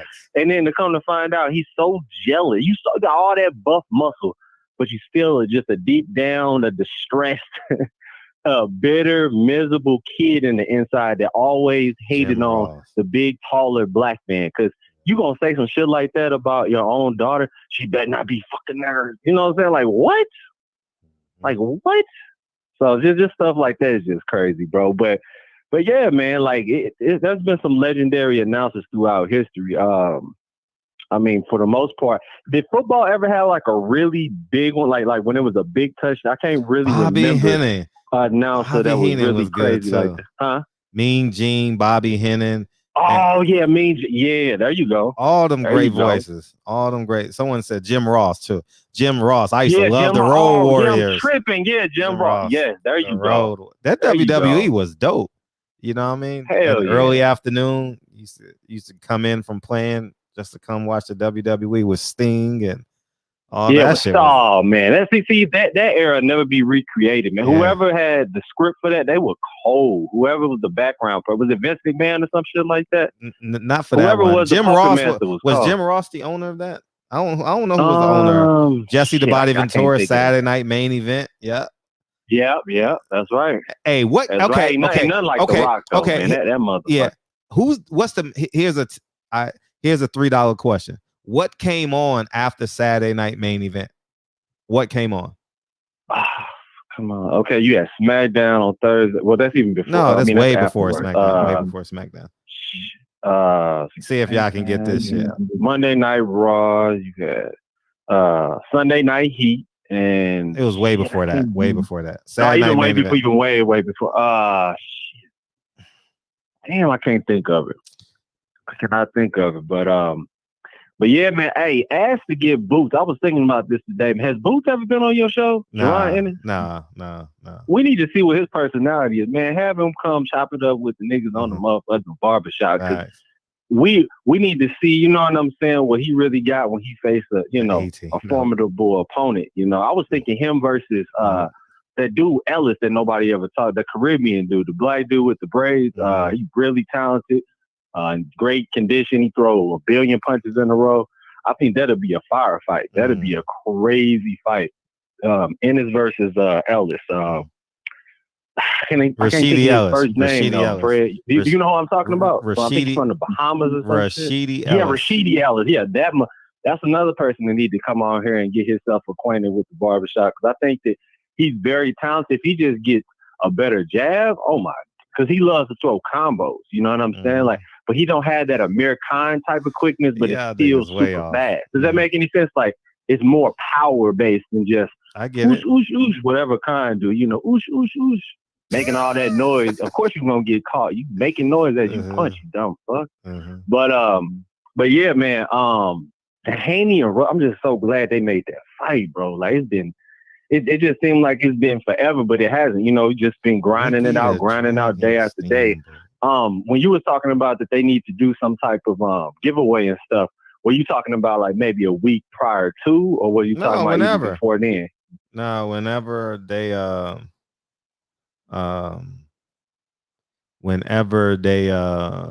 sign the fight, we got to come in here and you got to give some appreciation to the fans. You know what I'm saying?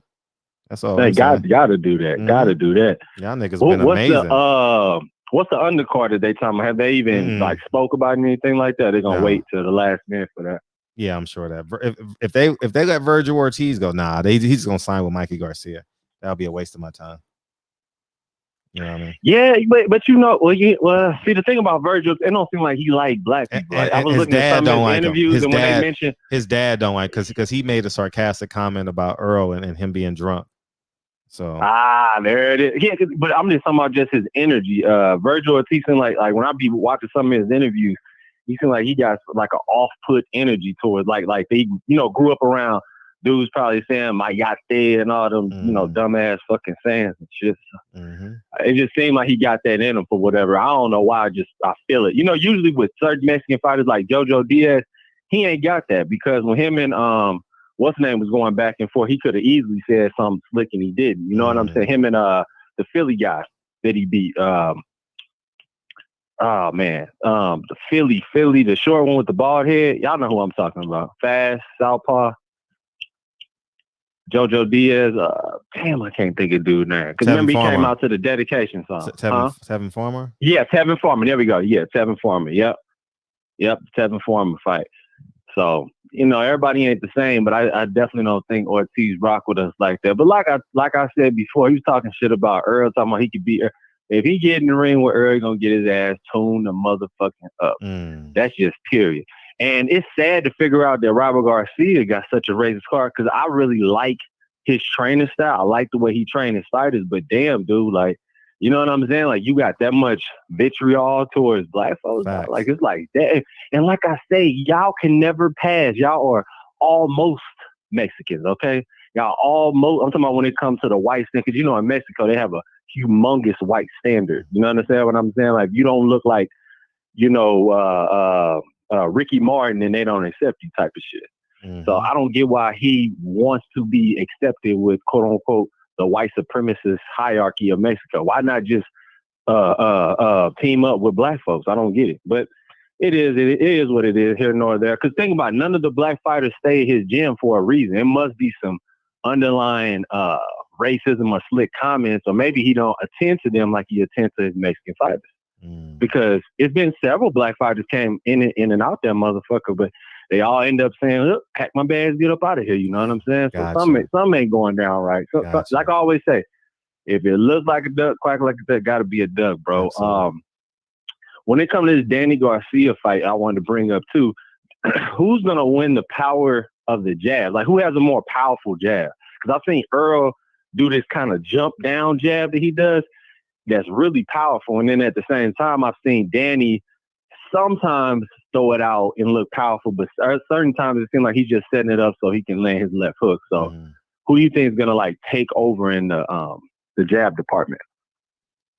Earl. You think Earl?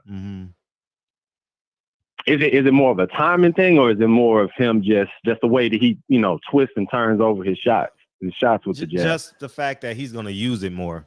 I don't think Danny's going to use it as much as Earl. You know what I mean? I don't think it's going to be as effective. Excuse me. Yeah, I don't think it's going to be as effective. I think Earl is going to be shocked by his power punches though. True. And True. And we'll know more about and that. Danny Face breaks up too. Like if he gets hit a certain one, because I remember that Mauricio Herrera fight. Never forget that, people. Mauricio Herrera don't hit that damn hard. And he was hitting and touching Danny, and Danny Face was just breaking apart quick. So I keep thinking to myself, if Earl just land a couple combinations in a row, like don't just hit him with one punch and wait one punch, hit him with 3 and 4s and 5.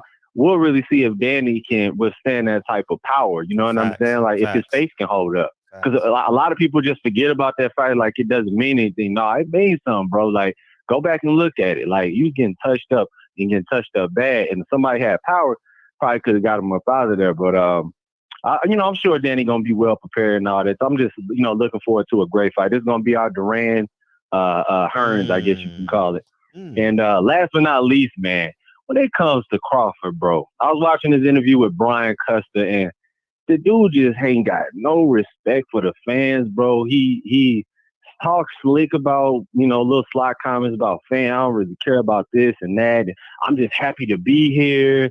I'm a well-accomplished man. I never thought I would even get to where I am. And he just seems, like you said before, he just seems very comfortable, very it's almost like he checked out already, because he's like, I'm definitely not fighting this year. I won't be fighting next year until the middle of the year of next year. Checked out is a good word. It's just like he just sounded like he just kind of checked out, man. Just I don't see that enthusiasm in him no more. And to be honest, maybe he shouldn't get in there with Earl, because you get in there with somebody who hungry like Earl, and you got somebody like Crawford that's like halfway in, halfway out. I'm just talking about mentally. Yeah, he trained every day and stuff, but he don't have that, man, I gotta beat all these fighters like Charlo. Charlo, he's blatantly said, I want all 154. I want the whole division. I want to get them all out of there. Like, that's the type of mentality I like to hear from a fight. I don't like to hear, I finally opened up a business here, and I'm not really looking forward to fight no more unless I'm getting $5 million. I want the Manny Pacquiao. Like, he just keep crying out for a Pacquiao fight. But it's my thing, dude. Why would he accept you when you don't even know how to promote yourself? All other fighters know how to promote themselves. Even with the Jeff Horn fight, the reason why that fight even got made, because Pacquiao didn't have any other options at that particular time. That's the only reason why that fight got made. And he was supposed to beat Jeff Horn, but we saw what happened. Jeff Horn had a white glory moment, I guess you could say. So that's what I'm trying to say. Like, don't act like you beat somebody special, because he keeps saying, well, I beat Horn and nobody gave me credit, but Horn beat Pacquiao and you guys are just biased against me. And he just sounded like he was doing a lot of crying, man. And I don't know, man. I just lost a lot of respect for Crow. I was watching the whole interview and I'm just like, who is this dude? You know what I'm saying? But man, that's my call, Fred. Appreciate you, hey, homie. Salute to the chat. Hit the like button. Hit the subscribe button. Yeah, Peace. smash that piece. Yeah, y'all give up. Didn't Byron Allen come on after Saturday Night Main Event? No. We all know what Saturday Night Main Event replaced, right? On Saturday night, right? It came on after the news at 11:30, 11:35, right? We all know that, right? What did it replace? We all can answer that question, right?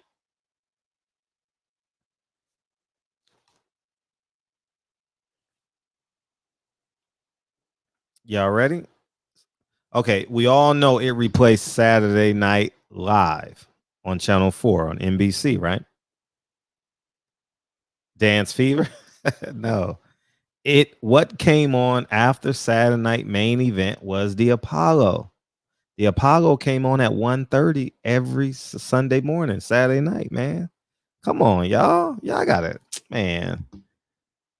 It replaced Saturday Night Live, and it went off at 1:30, and the Apollo came on after Saturday Night Main Event on Channel 4. Do your homework. Friday night videos. Yeah, the Apollo. Thank you, Reggie. Yeah, the Apollo. Oh, now you're gonna say the Apollo. Yeah, you didn't know, nigga. I gave y'all 10 minutes. Yeah. The Apollo. Yeah, Mark Curry. And then it went to Steve Harvey. Y'all remember that shit? If I'm not mistaken. That was some year. The Apollo was the shit, wasn't it? Yeah, childhood. Yeah, man. Yeah, half y'all niggas couldn't stay up. Because y'all had to go to church in the morning. Me too. I caught the bus to Slauson in Normandy, Mount Lebanon Missionary Baptist Church. That's where My aunt was married to the pastor, and the pastor ran off with the organist. Oh my God, man. That shit is crazy. That shit is crazy. That shit crazy. Oh man. Reverend Miller was his name. Reverend Miller was his name. Reverend Miller. That was my pastor's name as a kid, which was my grand uncle by marriage, and ran off with Sister Burton. I ain't mad at him. Shit. Niggas gonna do what niggas do. You know what I mean? Men are men. You know what I mean? I'm just telling y'all the truth. So yeah, man. Yeah, Bill calls, and I talked to Bill this morning. Yeah. Typical. Yeah, he yeah,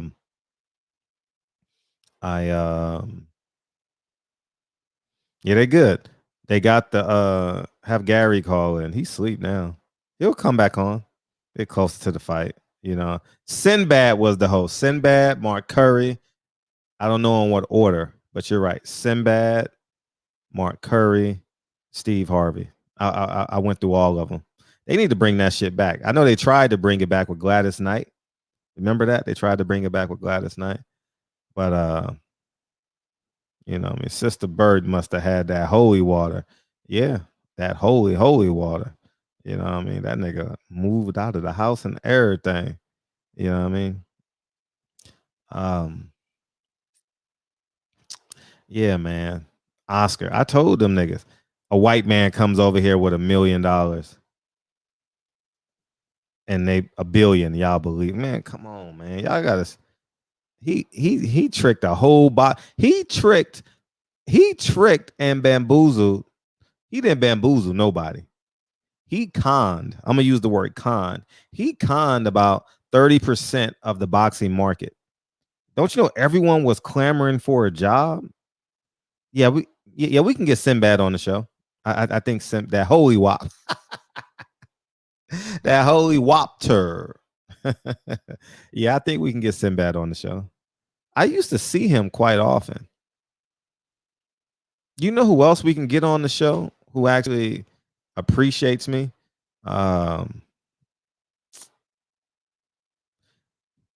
Mark Curry, but the guy that was in the show with Mark Curry. He was a big star. I can't think of his name, but he's from the neighborhood. And we were supposed to work when I was doing a lot of directing and producing. He was fucking with me heavy. I have his number, but I forgot his name. Oh man. Shit. Anyways, it'll come to me later.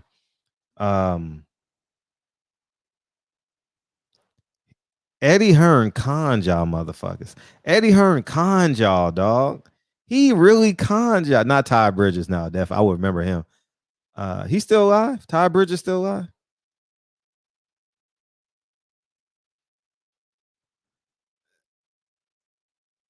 He ain't. I know Gary Coleman passed away. Is Ty Bridges still alive? Hopefully he is, you know. Where are we at? Eddie Hearn conned Emmanuel Lewis. You guys saw eye to eye, yeah, especially when I was younger. They called me that shit. All right, when didn't I get called Gary Coleman as a kid? You know what I mean? That was a short black guy joke. You know, Gary Coleman, Emmanuel Lewis, the plane tattoo. Who else? You know, all the motherfuckers. You know what I mean? And I had a little afro too, like Gary. I didn't have a part though, but I had a little afro. Silver spoons. Gotta know, it's got a story. Everybody gotta go and shine. No matter what you got, it goes on. It's a world, different strokes is ground. Different strokes today. Different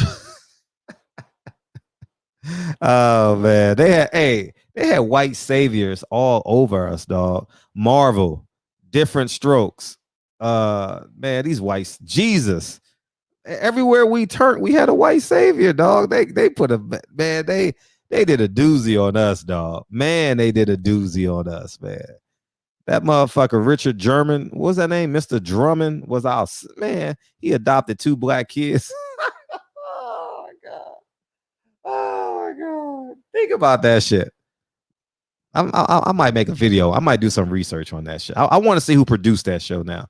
I'm really interested in who produced Different Strokes and who are they and what end up being what they life. You can't bring the actors and shit.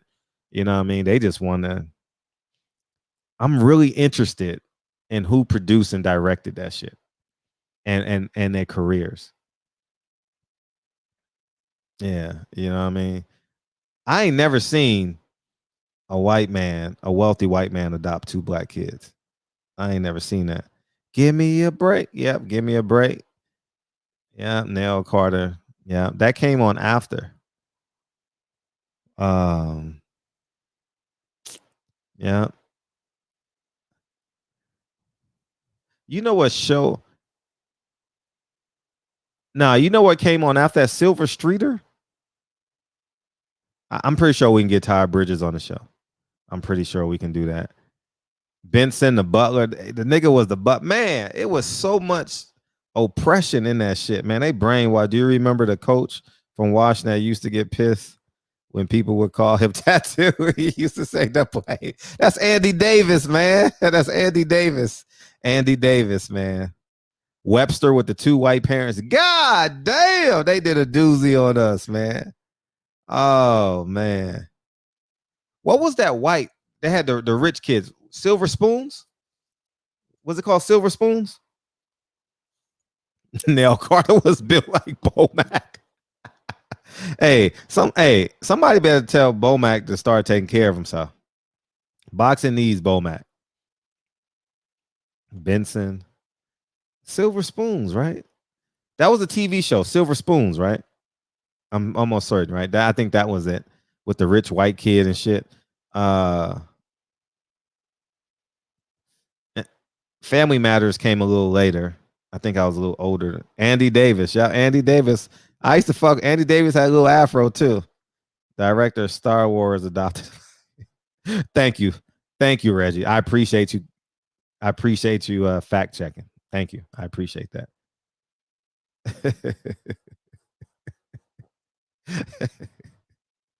Silver Spoons, right? Yeah, that's what it was. Tootie on Facts of Life. Yeah, Tootie was fine. She was a pretty one, right? Tootie was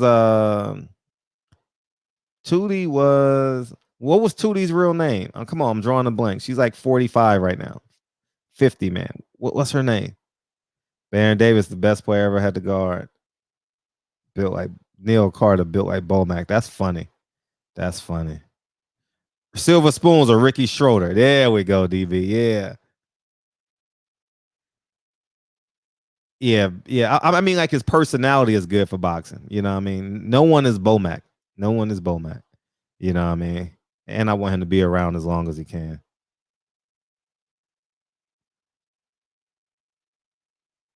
Damn. Yep. Saving Grace. You're right. I would like to. Webster had 2 white parents. He was a football player, right? Was that Kim Fields? She's 57. Thank you. Kim Fields. I had a crush on her. But the biggest crush I ever had as a kid was the dark-skinned girl from what's her name? Different World. A Different World. A Different World. Jasmine Guy was fine. Oh, we could try and get Jasmine Guy on. Baron Davis got a comedy show? Yeah, he does. Yeah, Baron Davis is pretty funny. He's pretty witty and shit. He likes that sketch shit. Her name was Kim. Thelma? No, that's the teacher. That's the mom. Not Thelma.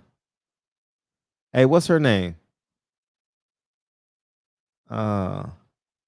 The real dark skin one. I think her name was Kim. Big booty Kim. I like Kim. I had a major crush on Kim. I went from Kim to Toni Braxton. I don't know how I didn't meet Toni Braxton, though.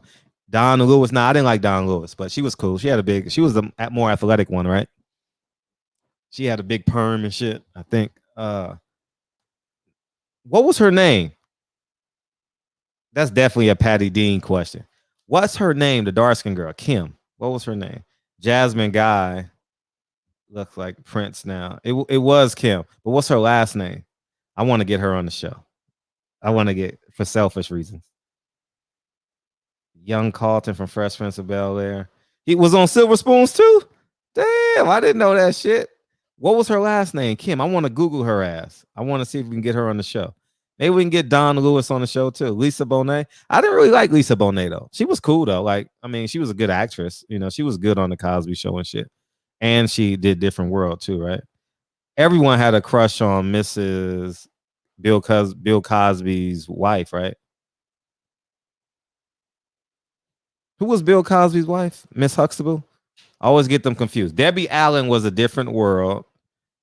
And the guy who covered Michael Jordan, Felicia Rashad. Felicia Rashad, always know it like that. Felicia Rashad is married to the wide receiver for the Minnesota Vikings. Her name is what? Kimberly Reese? Chanel Brown? We got to get her on the show. Yeah, man. Chanel. Oh, man. I wonder what she looked like now.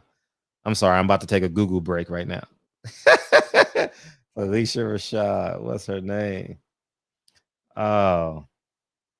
Felicia Rashad. Claire Huxtable. Yeah. Everyone had a crush. I had a crush on her. She was just beautiful to me.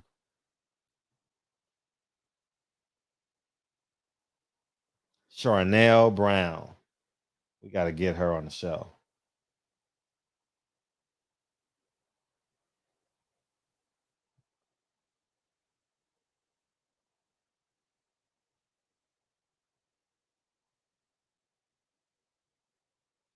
Oh, shit.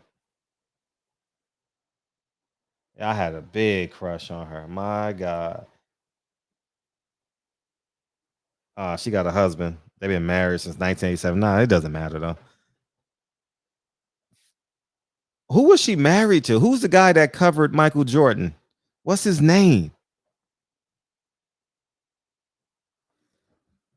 You know, he worked for NBC for like 20 years. He had his own TV show. And Ahmad Rashad, thank you. Ahmad Rashad, yeah. It's funny. How does a man like Ahmad Rashad get a job? You know what I mean? Ahmad, think about that shit in the 80s. Ahmad Rashad gets a job. Debbie Allen and Norm Nixon. Yeah, I see Debbie Allen often. She has a studio right here in the neighborhood. So I see her. I see her car a lot. I don't see her. But I used to see Norm Nixon a lot. Simply Wholesome. I see Norm Nixon maybe once or twice a year at Simply Wholesome. Some shit like that.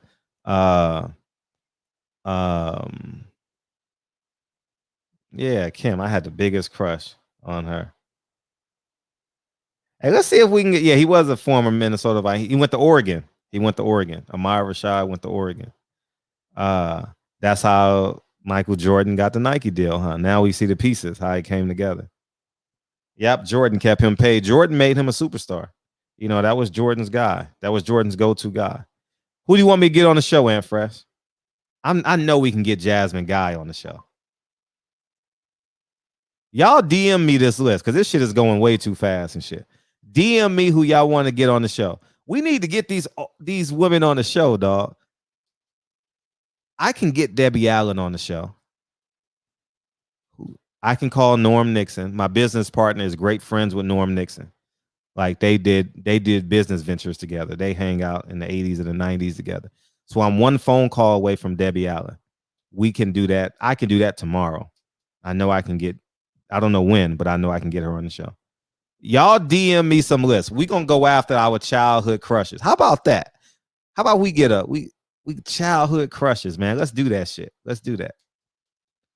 Get Peggy Bundy. Yeah, we all want to do nasty things to Peggy Bundy, right? For sure. That's a guarantee. Who is Mia Vampil? What show?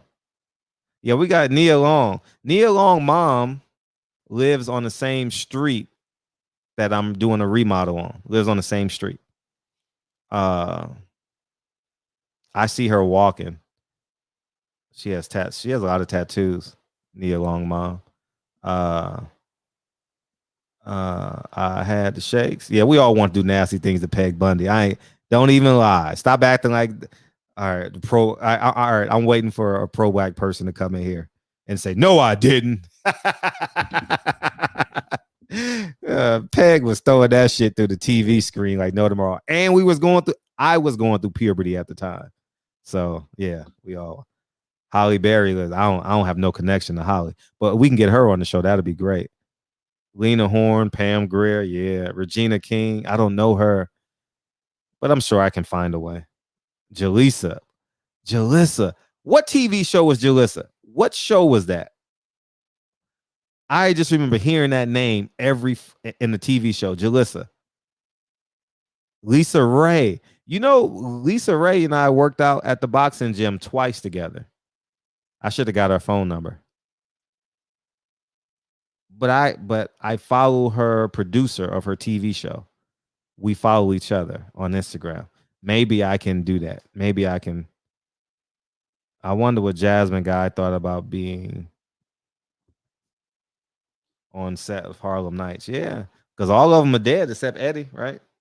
Harlem Nights, they all gone.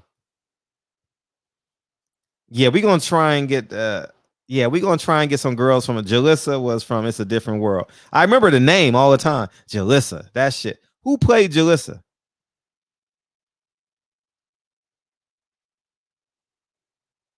She strung out. Aunt Viv, the dark skinned Aunt Viv. Miss Parker on Friday is the finest. She 40 now and sexy as ever. Jalissa Bermudez. Please DM me. Please DM me. I got you, Lawrence. Please DM, and I appreciate you, Lawrence, all day too. Please DM me this list. I'm gonna work on this list. Okay. I want to have fun with this. Okay. We gotta have some real nigga shows now. Come on, man. We can have some real nigga shows in the barbershop. All right.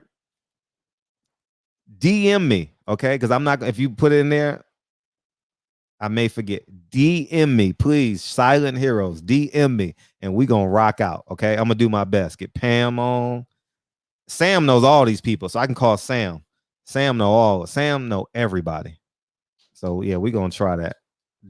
Please DM me. Please, or email me, or text it to this number, or you can text this number and it'll go straight to my phone. Yeah, we got to. All right, Eric. Good night, man. We ain't talking about shit, DB. Call in, man. We ain't talking about shit. We needed a break from fucking Gary Russell and motherfucking Devin Haney. That's all we're gonna talk about tomorrow anyway. I would like to get Jasmine Guy.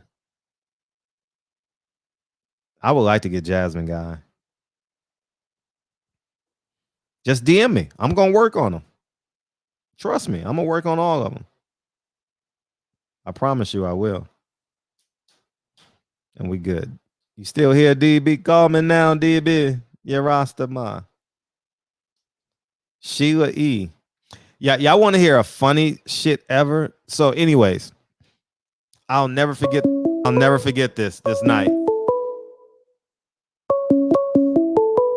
Yeah, that's what's up, Asia. So I remember when who's the other lady? Tina Marie. So, anyways, man, I'm white chocolate. Tina Marie. So I'm like I'm talking, it's a Friday night, right? It's a Friday night, and I'm getting a washing machine repaired in a building, right? It's a Friday night, and it's me. Derek is my business. I'm gonna start calling him Derek. His name is Derek, and I'm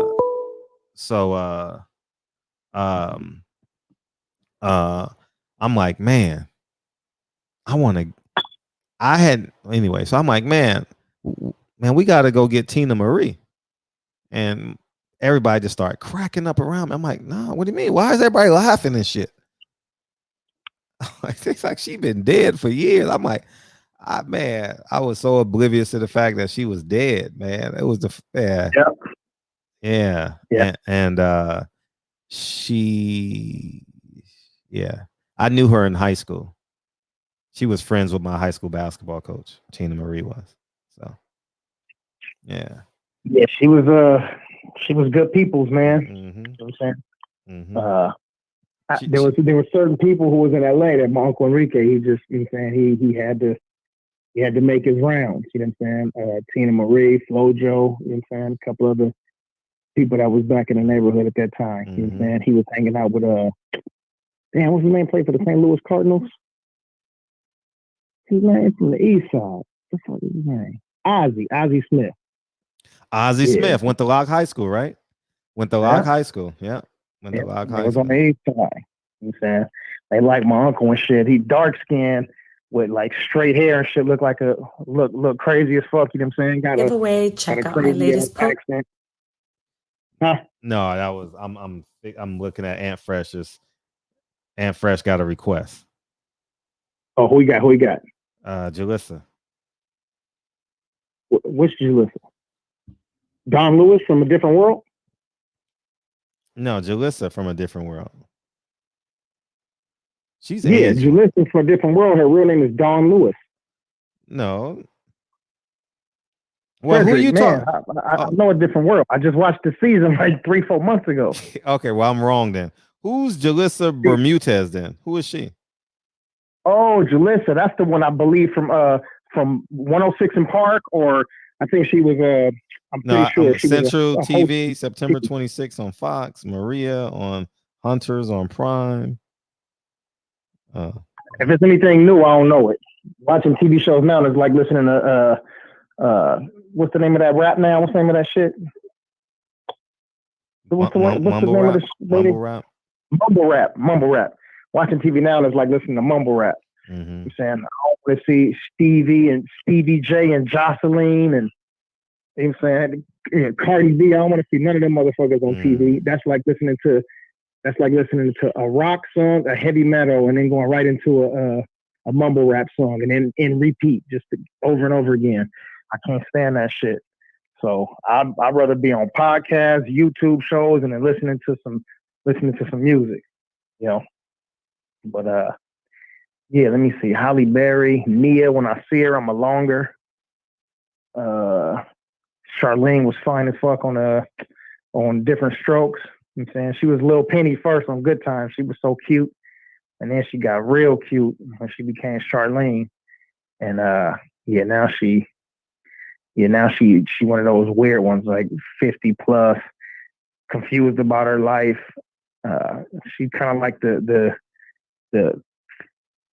she's like Halle Berry. You know what I'm saying, they black, but they think they have to be validated by being with a white man. And not just an American white man. They always have to be some German or some Swiss dude or some Italian.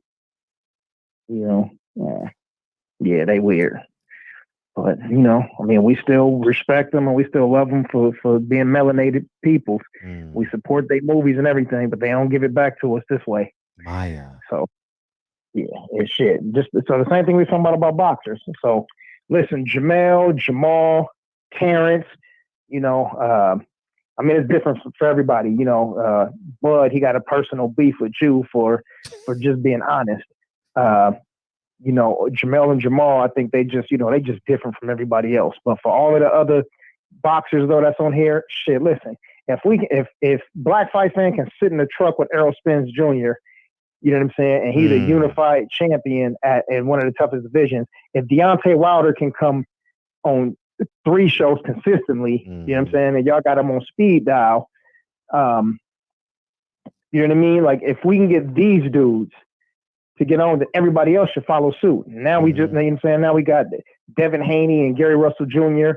I mean, we had other I'm people tired of too, them now, like, nigga. I'm tired of them. I don't want to hear about you. I don't want to see you for a month. I'm fucking with them.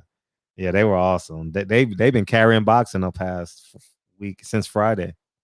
Like Saturday, they just been carrying the torch. Got me excited. Look, man, we gotta give our props, man. When when Oscar De La Hoya, when Eddie the Germ Hearns be doing shit, when old man Pamper Bob be doing stuff, these dudes always get their credit. And we got to give credit to Batman Russell and to Bill Haney, because these dudes did it right here in front of us. Mm-hmm. Wasn't in no back room, you know what I'm saying, where they come out and say, this person ducking. Like, they did it right here in front of us, and we saw everything. 2 black men, and they made this shit happen in a matter of a week. Canelo got fights. It take 3 months, and it's a weight draining, weight bullying. There's a clause in the contract. He the A and the B side. You know what I'm saying? All fights got to be underground, railroad, like all type of weird shit in the contracts, you know? And these dudes did it right here in front of us. You know, Terrence Crawford, quit acting like Canelo. Make your negotiations. They don't got to be 100% public, but put it out there. Give us 2-3 names and then shoot at those names. That's what EJ did. He said, he told you right to your face. He said, I'm going for this guy, and this guy in that order. And he's done it and he's doing it. So you do it, but you don't want to do it because you don't want us to put pressure on you. We respect you for your skill. We love you because you are a brother, but man, you got to come correct. Straight up and down. Straight up and down. Let me see. What Patty Dean say? That's because Wesley Snipes busted Halle Berry's eardrum. Oh, shit. I didn't even know that. Damn. You didn't know that? Beat up on yeah, he busted the eardrum. But where did that joke come from? Where did that joke come from? Damn. Is that from a movie? No. It's a true story. But I wonder what inspired Patty Dean to say that. I want to hear the first half of that joke because it seemed like it would be funny. That's all. Nothing's funny about it. No, I was saying Halle Berry don't fuck with us. Oh. But she's saying because Wesley. Oh, got you. Because Wesley put hands and feet on her, I guess. Damn, okay. Wesley. Mm-hmm. Gotcha. Damn. He went blade on her, huh? Yeah. Hey, Halle Berry crazy though. She done got like 5 hit and runs, 2 DUIs. Like Halle Berry, she a crazy ass chick. Word up. JJ said Ashanti. Oh, imagine. Ain't that Nelly? Is that Nelly's wife? No, Nelly is married to Miss Jackson, Floyd's ex-girl. That's right. Let me see. How tall is? What does this say? How tall is truck? Oh, how tall is truck? Came bound 2014. 2014. How tall is truck? Shit, I don't know. How tall is truck? I don't know. Shit. Chuck taller than me, so he's about 5'9", 5'10", maybe 5'11", somewhere in there.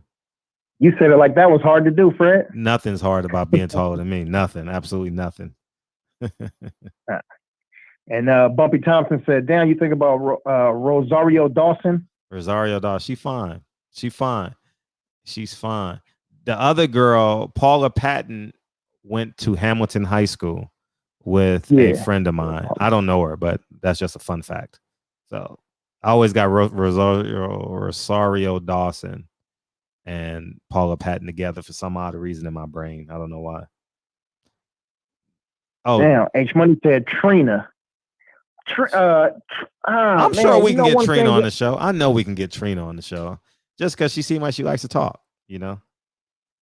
No, she did. Who did she was going at it with somebody just recent in the news. Yeah, my neck and my back. My neck and my back, girl. Yeah. I like partied Trina with got her. cake. Go ahead. Trina got major Duncan Hines, but she be having the cake face on. She be having 5 layers of makeup, foundation, mascara, eyelashes, on top of eyelashes, on top of eyebrows, weave on top of a wig. Like she just be doing a whole lot, looking like a circus clown. But she got that cake though. Yeah. Saved by the Bell. Who was the light-skinned girl in Saved by the Bell? Lark Voorhees. Yeah, she was Lisa Turtle. That was the one that Screech used to like on. Yeah, I liked her too, though. I liked her too. Yeah, she was the one. She, her along with Maia Campbell, both of them are they're facing depression and heavy drug usage and drug abuse and all of that kind of stuff. So I think she just made a recovery sometime recently. But good. Yeah, she and you can look at her. She looked like she's been through something. Yeah, she looked like she's been through something. Like when you look at her face, she looks spaced out. not semi. So I'm gonna send you some shit. Watch, I'm gonna show you, and you're gonna be. It's gonna break your heart. Knowing how beautiful she was and how smart and stuff she was. The girl from Saved by the Bell. From Saved by the Bell. Yeah.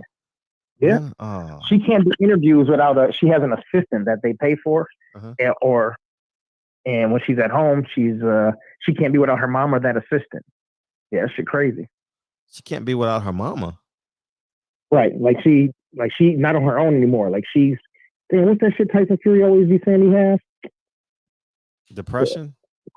No, mental illness. There you go. She suffers from some mental illness, awful. Depression, and that's awful. Say it again. She does interviews. Yeah. I started doing an interview on Dr. Phil or one of those weird white doctors. Yeah, it gotta be one of them type shows. I know where they can edit and all that shit. Came on there, but damn, she was fine. She was fine. I liked her she was pretty to me. I like that little innocent shit. That was a little innocent show, Saved by the Bell and shit. Yeah. Yeah, but yeah, man. I hope we get them in the fucking DMs and in your DMs. Oh, Reagan Gomez. Who was that? Aunt Fresh. He said Reagan Gomez. The name sounds familiar. I can't think of who that is. She 51. Patty, like she 5150. Patty says she's off. We gonna do our best to get them in. We just I already messaged Don Lewis while y'all was talking. So all right, well shit, we gonna back that right up too. So man, sometimes I just realize this too. Sometimes when I be watching the shows back and I realize like I sound like I'm so far away from the speaker because I'll be trying to look at the chat at the same time and talk. I'm like, damn. So from now on, when I start screaming, you just know that I'm trying to make sure that I'm clear. Kendra from Buffy and the Vampire. I never watched that show. Kendra from Buffy and the Vampire. Yeah, I don't know who all of these people. Vanessa Williams. Which one? There was two Vanessa Williams, right? Yep, exactly. But they both got the same description. If you describe one, you describe another one. They both look the same. Topanga. Who's Topanga? I remember the name. It's a street off of the 101. If you go a little bit up in the valley. Hey, you know what show I used to like, Toe? Speaking of white shows, Windy Old Room, when you sing out of tune, what will you do? Stand up and walk out on me. Lend me your years and I'll. Hey, what's the name of that show? Wonder Years, right? I try not to sing out of key. Wonder Years. I used to like that shit. I don't know why. I like that shit. That shit came on at 9 o'clock too. I don't know how I was able to watch it because I had to be to bed at 9. So I don't know. Oh, it's USA and Fresh, no, all of them. Damn, we just need a regular list and then we need the and Fresh list. And Fresh got his own top 50 already. Yeah, lined up. Don't shake and Fresh hands. That he telling on himself. Get that nigga knuckles. Get that nigga knuckles. Yeah, easy work. Not Israel. What up with you, baby? And Fresh in the building. Eli Zachary. Jarvis Johnson stayed up late working a 3.5 shift. My boy Dave Jack. What's up with you, family? J.A. Dixon in the house. SS Caesar represent. My brother H-Con ain't seen you in a few days. What's up with you, player? Hey, we got to call Triple OG Thursday. Wednesday or Thursday. Tomorrow we got to call Triple OG. So just so you know. Absolutely. Right, for sure. Yeah. Reggie Owens, you going on next? Reggie Owens, are you going on next? Reggie might be going on. Tune in. Reggie Owens got 7 stations. Boxing conversation. Hey, wait. Hey, if y'all want to know what to expect on Reggie Owens' show, you're going to have a nigga with a tank top on, a nigga shadow boxing, H Money naked. What the fuck is going on over there? What the hell is going on Reggie Owens' channel? I don't fuck with none of that shit, nigga. I'm all man. I'm like, everybody naked, nigga. What the fuck? Oh, no. Come on, man. Why you do Reggie like that? These niggas naked and shit. This nigga shadow boxing like he's in a. Hey, you know how you pick the player on Mike Tyson's Punch Out and shit? He was throwing his jab.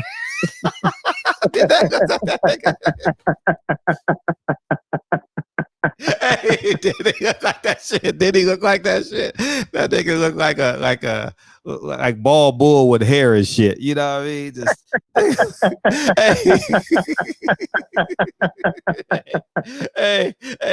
hey, some nigga in there was like, damn, you 250 pounds? Who said that shit?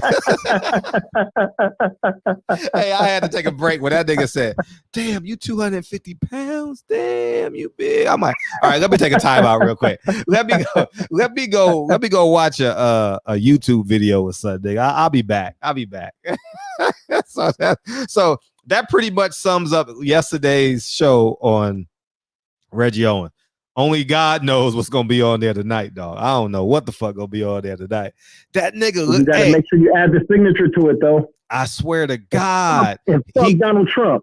I swear to God, that dude could have been a character on Ring Kings, right? Swear to God. Y'all, that shit. You ain't laughing because you ain't played Ring Kings. Niggas laughing in the chat right now. Ring Kings. I never even heard of it. I know, Nintendo Ring Kings and shit. Yeah, I remember Ring Kings and shit. That nigga looked like. Yeah, I remember an arcade and shit. Mike Tyson Punch Out. I swear to God, you know that screen and shit when you pick your fighter and shit when you about to fight the next fighter and shit. That nigga was just jabbing. I'm like, why are you shadow boxing on a motherfucking show? And then the other nigga was working out. The other nigga was working out in Speedos and shit. That nigga, that dog, I swear to God, what the fuck was going on with that show, dog? No one had clothes on. No one. Hey, am I lying? Nigga? Hey, it was one nigga in this corner, right? Nigga, okay, this corner. Nigga was working out, right? I swear to God, he had Speedos on. I swear to God, that nigga was coming back reading the chat every fucking 30 seconds and shit. He was doing interval training and shit. And then the one below him was H Money. That nigga had no clothes on and shit. That nigga.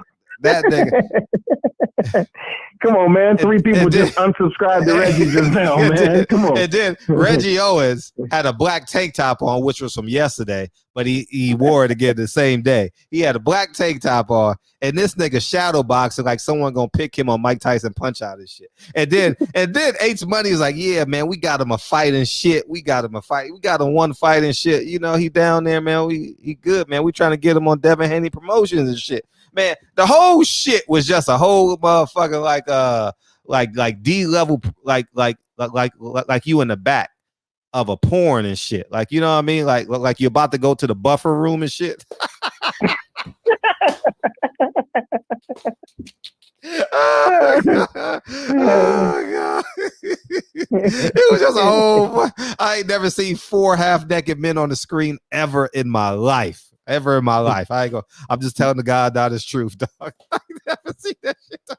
Damn, you got Reggie throwing his phone against the wall right now.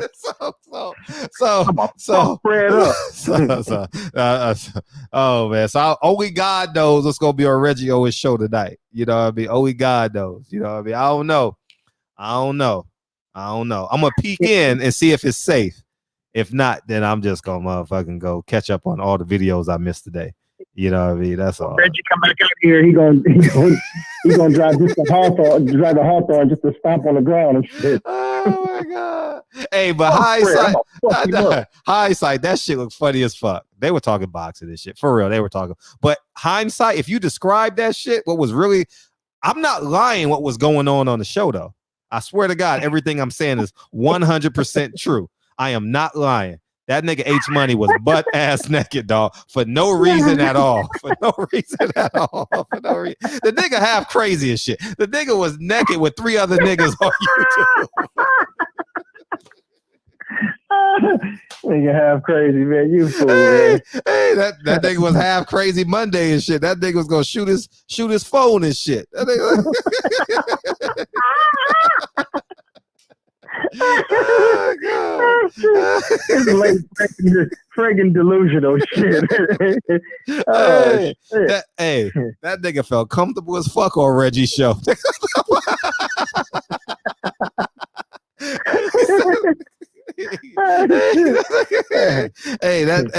Patty's like, no jersey, H Money. That nigga didn't have a jersey, bulletproof vest, no gun, no ring, no watch, None of that shit. He didn't even have the motherfucking Britannica encyclopedias in the back.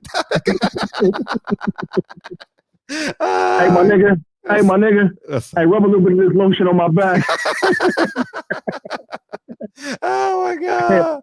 Like, nigga, what you mean? Oh no, that's my cousin. He cool. Hey, everybody go back and watch that replay. You're gonna cry laughing, dog. You're gonna cry laughing. I swear before God, you're gonna cry laughing.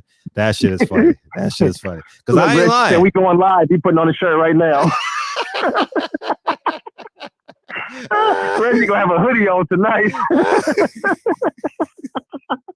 Oh man, that nigga gonna have no Reg.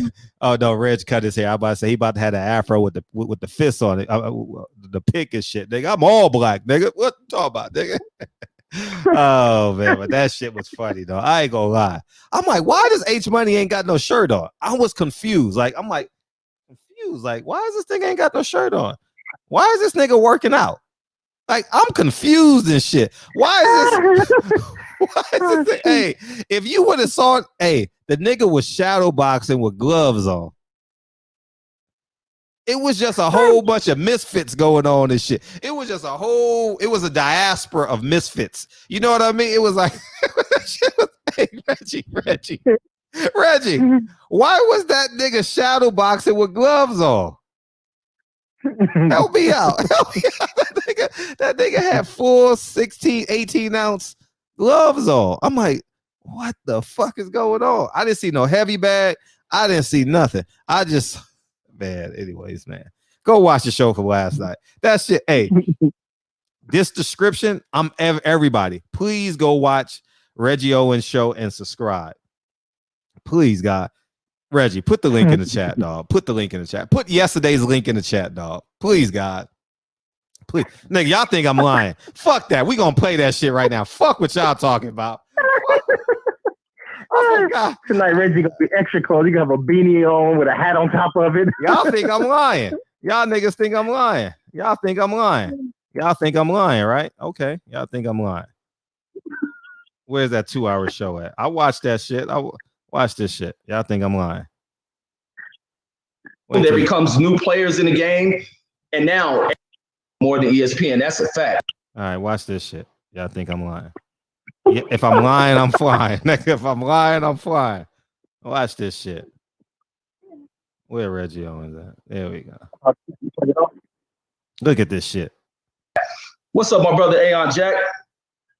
What's going on? How y'all doing? Nigga working out. Doing good, bro. Nigga ain't got no clothes on. Hey, nigga ain't got no clothes on. I'm telling y'all, nigga, this shit. This shit was 2 hours too. Conversation. I'm just gonna put myself on. I felt the opposite of that. I felt Crawford was right to walk away from Ellie. I mean, Ellie has great content. He brings great content where he has access to fighters. Watch this nigga start. Reggie Owens. I've been studying Gary Russell, man. I got my notes. You know what I'm saying? Wait, you gotta see this nigga shadow box franchise bullshit. Why Loma ain't take the fight with Haney in the first place? We shouldn't even. Here it is right here. This shit is the funniest shit ever. Watch this shit. Watch this nigga shadow boxing. He says we thought. I want to give up the game plan, man. I'm gonna keep. Why is this nigga shadow boxing with gloves on? Look at the nigga in the corner. It's just a whole bunch of crazy shit going on, dog. This nigga shadow boxing with gloves on, dog. What the fuck is going on, man? DB, you got the answers for me? Look at this nigga. What the fuck is going on? Oh. Why is this nigga shadow boxing with gloves?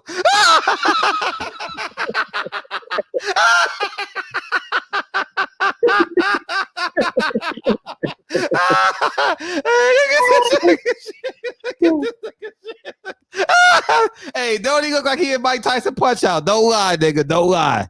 That nigga like he in Mike Tyson punch out and shit, dog. Man, you can't make this shit up. You can't make this shit up, man. You can't make this shit up, dog. This shit is.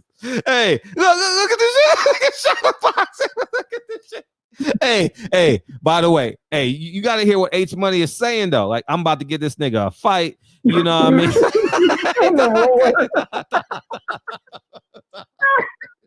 hey, you can't make this shit up. Listen, man, Gary Russell, his image will be blemished his image will be destroyed.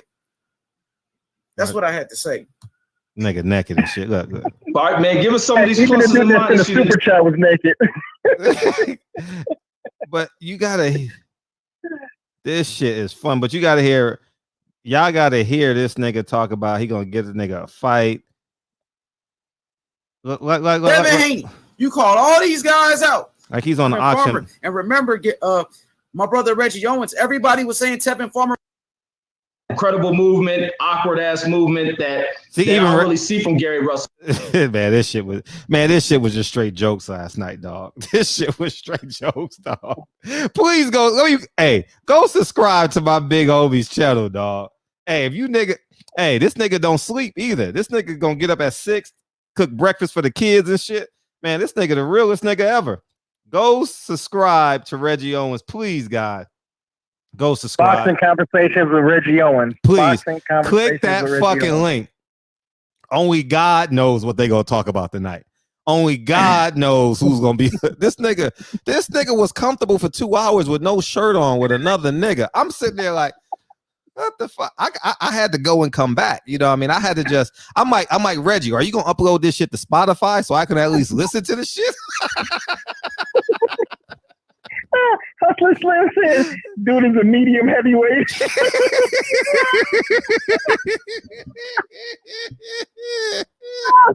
Oh God, that shit was so funny, dog. I ain't lying. That shit was funny, man. That shit was funny. That shit is funny. Hey, it's funny how you describe something. That shit is funny. How we describe Webster and shit. It's context. You put things in context. You can make it funny. You can make it serious. You know what I mean? And when people see Chaz on there singing in the beginning, and then they see this at the end of the show, they're gonna be like, "This has got to be the funniest, the most diverse fucking show." Oh my God! Period. That nigga H Money. Nothing right with this shit at nighttime, man. For real. H Money naked on the podcast. Hey, Mir Clowning, he said. He said, "We're just gonna destroy the next political argument." Hey, nigga talking politics, naked politics. Nigga, what the fuck? Hey, that nigga was shadow boxing with gloves on. I ain't never seen that before. Hey, I don't know what you doing over there, H Money, but I guess it's working. Hey, but y'all gotta hear the moment in the show though. There was a moment in the show. If I'm lying, I'm flying, Reg. If I'm lying, I'm flying. There was a moment in the show, right, where the nigga said, you 220 pounds? And then the nigga said, nah, I'm 250. The other dude was like, oh, shit, you big. I was like, what the fuck is going on? I can't take this shit. Yeah. Oh, God. That nigga reacted. Am I lying? I'm not lying at all, nigga. Go watch it. That shit is funny, dog. That shit is funny, dog. Hey, now when y'all go watch that show, God, please go watch this show. Please, it's visual. You gotta watch it with your eyes and shit. Watch it, and you gonna be sitting there crying. I know these niggas are straight, right? So I it's funny to me. So wait a minute, H Money, are you straight? Let me double check. But anyways, man. Yeah. Man. You evil, man. Fred going straight to hell, boy. You a cold ass dude. But anyway, so it's funny. Hey, did you get that super chat right there? Time Woods and the $2 holler. What did he say? Alicia M. Rogers on Boys in the Hood and Class Act. Okay, yeah. I don't remember who it is, but Alicia Rogers. My God. That nigga said he's a medium heavyweight. Hey, I wish I had that shit timestamp when that nigga said, you weigh 220 pounds? And then the nigga got mad. No. Time out. Let me backtrack. The nigga said, man, how much you weigh? He said, you weigh 220 pounds? The medium heavyweight went up to the phone like this and said, nah, I'm 250. I can't take this shit. I can't take this shit. I can't take this shit. I can't take it. This shit was so funny, dog.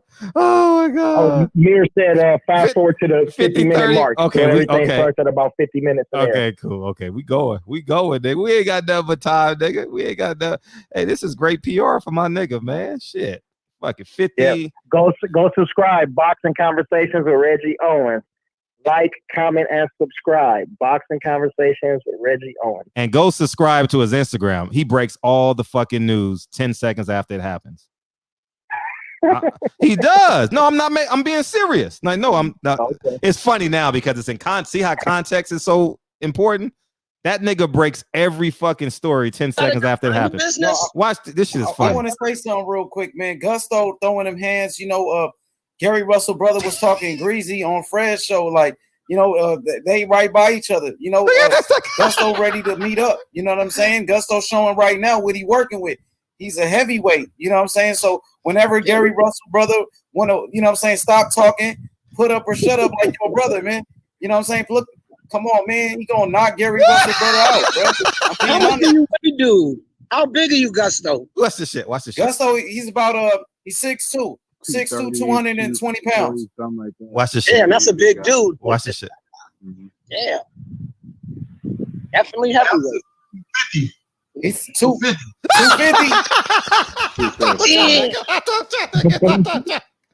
You already me by 110 pounds. Big kid, man. He's only 23. He's only 23 years old, man. So you know what I'm saying? I've been promoting Gusto. I had set him up with a fight already. He ready.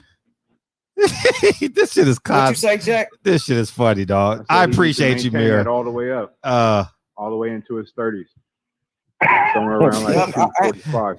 Tell me that nigga don't look like Mike Tyson Punch Out. Tell me this shit don't look like Mike Tyson Punch Out. Dog. Hey, why is he on the auction block? And the nigga's from South Carolina. Oh, he's from somewhere down there. He's from somewhere. Why is he on the auction block right now? You weigh 220. The nigga say, nah, 250. I told y'all niggas I wasn't lying. I told y'all niggas I watch y'all shows and shit, man. I just can't comment and shit because I be running. You know what I mean? I be running and fucking calming down and editing the show up. But that shit is funny as fuck. Go watch this show, guys. Please go watch this show. You're gonna cry laughing now. This shit was just funny. This nigga was on the auction block yesterday. That nigga said, no, 250. and then H Buddy was like, yeah, man, I'm his promoter and shit. Yeah, man, he's young. You know what I mean? Devin Haney. Oh, y'all got to hear the rest of it. Trying to get him on Devin Haney promotions. Oh, this shit was just jokes, man. This shit was just straight fucking jokes, man. I laughed last night, dog. I was laughing by myself, but that shit was just funny to me. I appreciate you, Muir, for time stamping that shit for me. That shit was funny. Hey, they had no, and the funny thing is, you have no idea how people intake your information. You know what I'm saying, DV? Mm-hmm. That shit was funny. This shit, man, that shit. Hey, we got to replay this shit, dog. 50-30, we got to, dog. Why is this nigga still shadow boxing, though? Why is this nigga still shadow boxing? Gotta go mind your business. Watch this shit. Tell me this shit ain't funny. Real quick, man. Gusto throwing them hands. Gary Russell brother was talking greasy on Fred's show, like, they right by each other. Gusto ready to meet up. You know what I'm saying? Gusto showing right now what he working with. He's a heavyweight. You know what I'm saying? So whenever Gary Russell brother want to, stop talking, put up or shut up like your brother, man. You know what I'm saying? Look, come on, man. You gonna knock Gary Russell brother out, bro. I'm being honest. How much do you really do? How big are you, Gusto? Gusto, he's about he's 6'2", 6'2", 220 pounds. Something like that. Damn, that's a big dude. Watch this shit. Definitely heavyweight. It's 250. Damn. You outweigh me by 110 pounds. He's only 23. He's only 23 years old, man. So you know what I'm saying? I've been promoting Gusto. I had set him up with a fight already. He ready. Oh my God. I can't. What you say, Jack? I said he needs to maintain that all the way up, all the way into his 30s. Oh man, the nigga H Money said he been promoting him and he was 30 pounds off. What the fuck is this going on? What the fuck is going on? That nigga H Money said he's 6'2", 220. Is the nigga he been promoting, right? Nigga he been promoting the fighter. The nigga say, nah, dog, I'm 250. And then the nigga that was hitting on him, it was a nigga hitting on the nigga. He says, damn, man, you 110 pounds bigger than me. That was D-Hodges. I know, man. I'm just fucking playing, man. I'm just fucking serious, man. That shit was funny. Mr. Sandman from Mike Tyson Punch Out, dog. Oh my. Let's Google Mr. Sandman, dog. Oh my God. Oh man. Classic. Yeah, this shit is this is up there with sweet potato pone. Oh, wait till y'all see this shit. Oh my God. Patty Dean said it looks like a skit. It looks like an living color skit. Oh my God. Sandman. Yeah. Only in the barbershop. Only in the motherfucking barbershop, boy. Hey, tip your barber. Hey. Man, there's a little sign at the bottom right-hand corner. Tip your barber. Tell me this don't look like this nigga. Tell me this don't look like a 40-year-old version of the nigga that was shadow boxing with gloves on. You see this, DB? Hold on, no, not yet. Oh my God. It's like 10-second delay.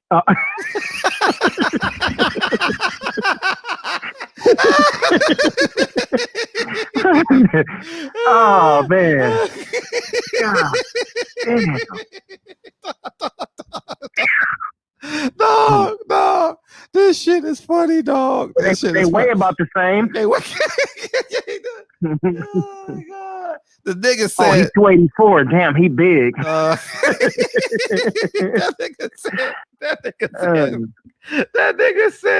nigga said, you weigh 110 pounds more than me. like he's like, fuck, man, I gotta reconsider my options or some shit.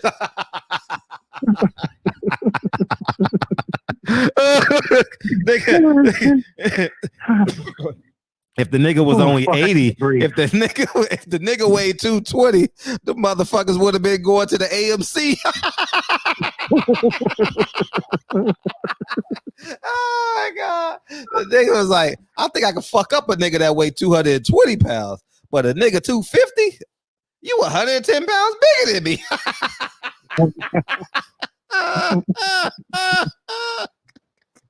Oh my God, dog it. Oh my God, dog it. This shit is funny, dog. Oh my God. It's going in the archives. Oh my gosh. Oh man, this Chaz Sheperd show is going down in history. Yeah. That nigga H Money said, yeah, I've been getting them fights, man. He weighed 220. What the fuck is shit happening? Hey, the nigga said he stay in the gym and the nigga done gained 30 pounds since the last fight.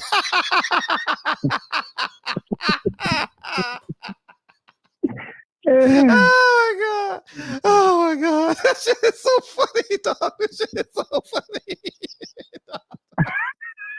Oh my God. The nigga done gained 30 pounds. Nigga done gained a whole human and shit. Oh my God. I can't, man. I can't. Oh my God. All while being naked. The nigga was naked on YouTube. Shit, the nigga was naked on YouTube. Oh man. That shit was funny. Change his Instagram name to the naked shadow boxer. The nigga was shadow boxing with gloves on. Oh man. Oh, that nigga swear like, man, I gotta see that Mike Tyson Punch Out preview and shit. I gotta Google that shit. I know it's somewhere. Mike Tyson Punch. Last time, y'all. We're gonna get out of here in a second. All right. Reggie just put the link in. So Boxing Conversations with Reggie Owens. Hit that link if y'all not already subscribed to Reggie Owens. Like, comment, subscribe.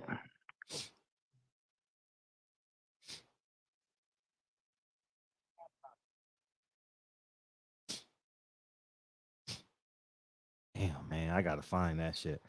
Oh man. I like turtles.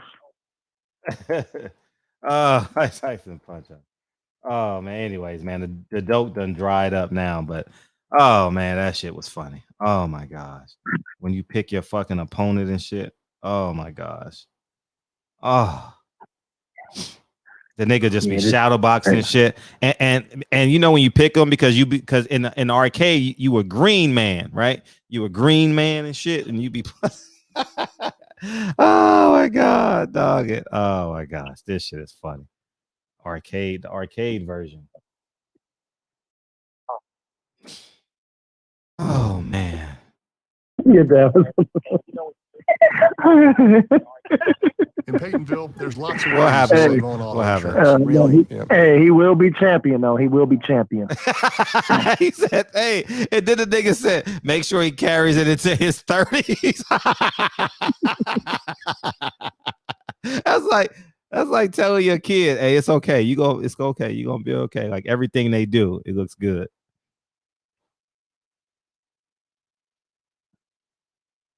Oh my god. He will be a champion. He will be a champion.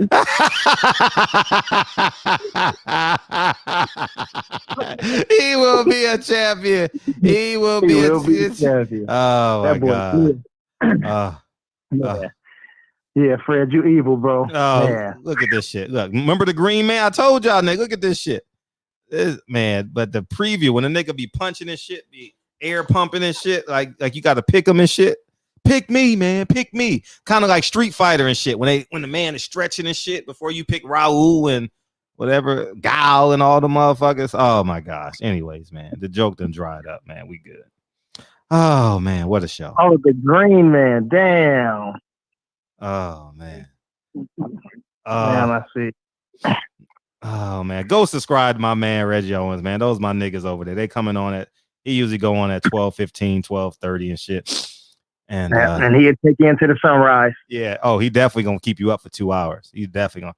Last night's show was 1 hour and 57 minutes. Yeah, man. Oh, Bobby Thompson said he's sponsored by Church's Chicken. Well, y'all cold, man. Hey, how is everybody wrong though? How is everybody on that show wrong?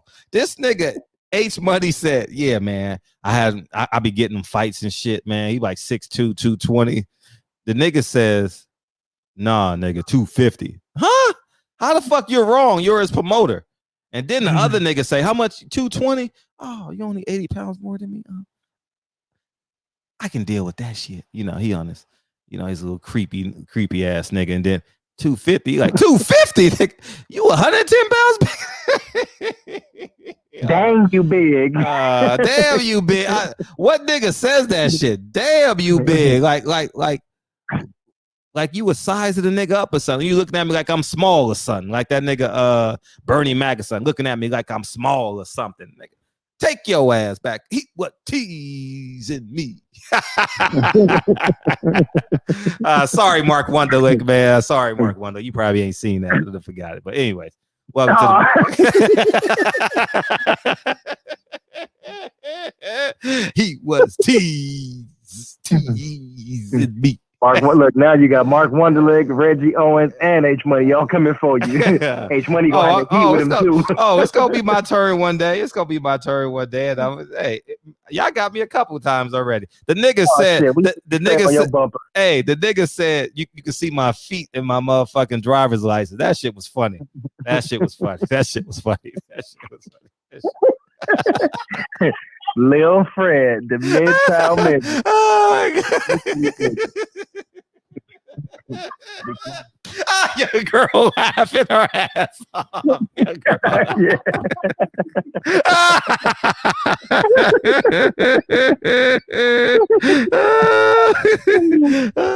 God, dog, that shit is funny. Oh man, I got some Stacey Adams on. But my feet are like Angler and shit, like Popeye and shit.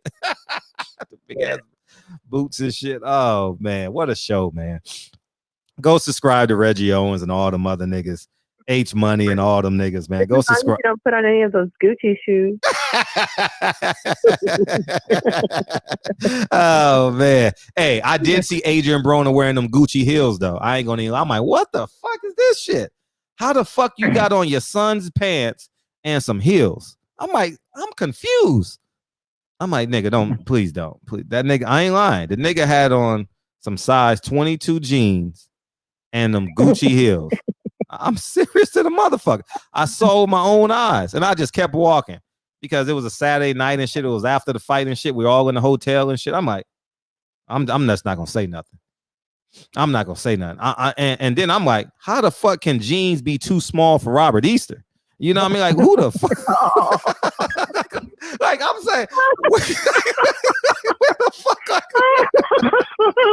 I'm serious to the motherfucker. I'm like, where do Robert Easter have to shop for his pants to be too small? Like for real. Who the fuck do that shit? Like, man, I just let them niggas go. And they got them little Louis Vuitton, like change purses and shit on their belt and shit, just dangling and shit. I'm like, I'm confused as shit. This is the most alpha male sport in the world. And Adrian Broner, I'm kid you not, walked off with his son's pants on and some Gucci heels. I'm not making this up. Truth is stranger than fiction. I couldn't believe it. And then Robert Easter got on. I said, I thought this in real life. I had no idea where Robert Easter can go shop where he can find some small jeans. I think Robert Easter is like an extra small, right? For real, like in real time. He's an extra small. No, man, he a petite. Oh, some people don't know, like Patty D don't know who Robert Easter is. So we got Robert Easter fights at 135 and he's 6 feet tall. So that'll give you an idea. So ladies can see that. I don't know if Patty Dean know who he is. Get off this stage. Barbershop Apollo. I'm in rage, just like a lion trapped inside of the cage. I'm the real. Hey, the next time you see Robert Easter, ask him where he got his jeans from. Ask him. I don't know. So, Kids R Us? Man. What do you think? What they say, though, androgynous ass niggas, man. What do you think? What do you think? Forever 13? What do you think he got them from? The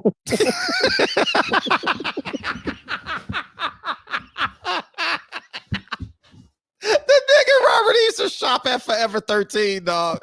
I'm done. That was funny. That nigga shop at Forever 13. That nigga's funny.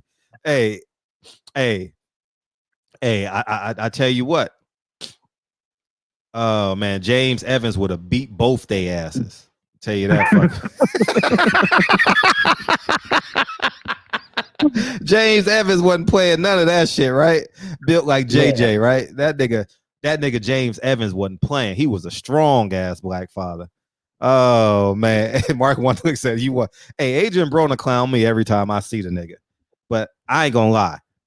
I was fucked up when I saw a boxer in some motherfucking Gucci heels. I was fucked up. I couldn't believe it. They were like platforms and shit. I'm like, they're like 3-inch platforms. I'm like, I'm confused.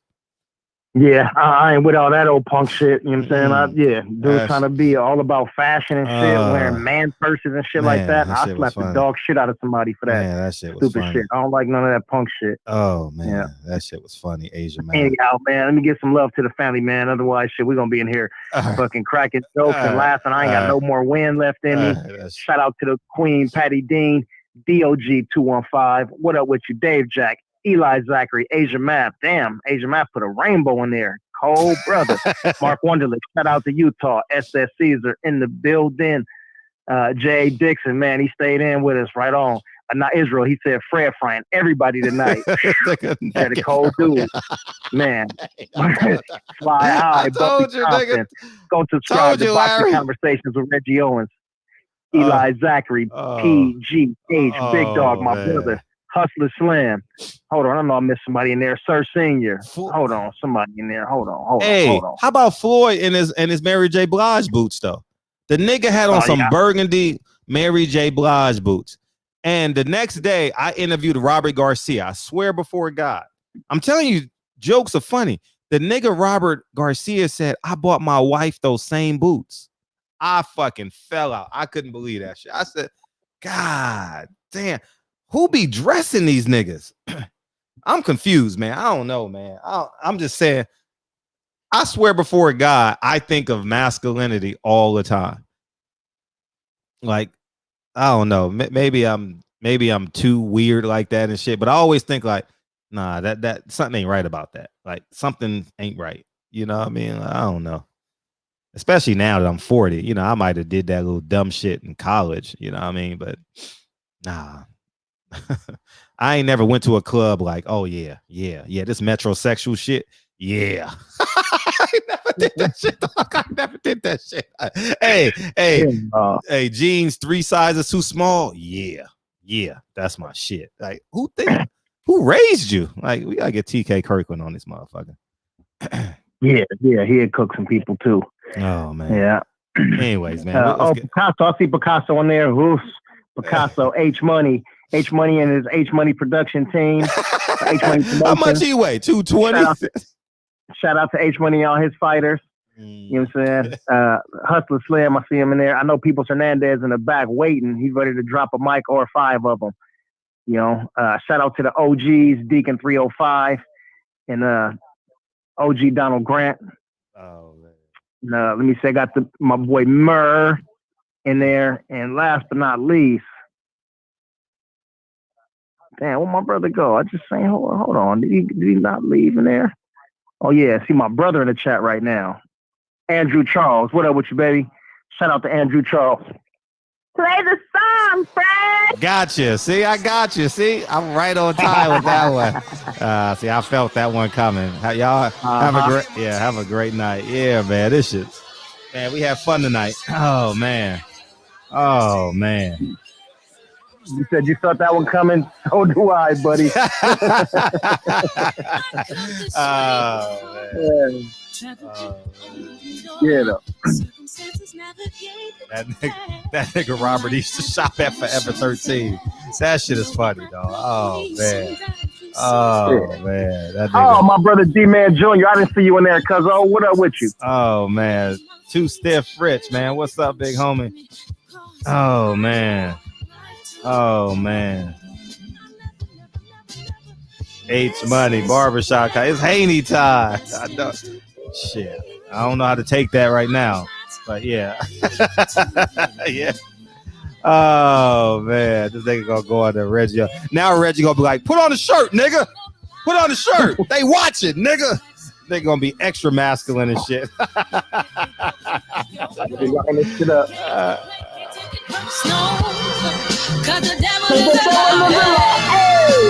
telling you the truth. Hey.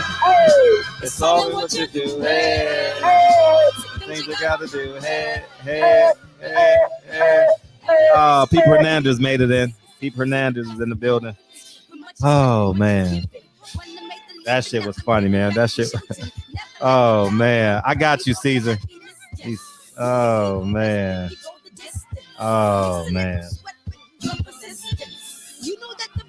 Forever 13. Oh, I already know this shit. I already know this shit gonna get back to him, dog. I already know. Fuck it. Tag him. Who gives a fuck? Tag him in your IG stories. Fuck it. Oh man. Fuck it. Oh man. What's up, Rob G Film. This my personal statement. Run the game like I'm ASICS. Learn to develop patience, determined to be the greatest. Yeah, bobbing and weaving, they changing up like the seasons. Indigenous to the grind, so I do it for all my people. Jabbing the competition, back up against the ropes. You fighting for recognition, I'm fighting just to promote equality where we lacking. Or cancer slowing our road. I'm confident we'll make it. We focus on common goals. Yeah, Give up. That nigga, that's funny, man. Robert used to shop at Forever 13. Oh my god, that shit funny. That shit funny, dog. Oh man, Forever 13. But whoever said I could see my feet in my driver's license picture, that shit is funny. I'm definitely gonna use that on a nigga shorter than me. Promise you. Good luck finding him. Oh, God. Hey, because the devil is alive. I'm telling you, hey, it's only what you do. You got to do.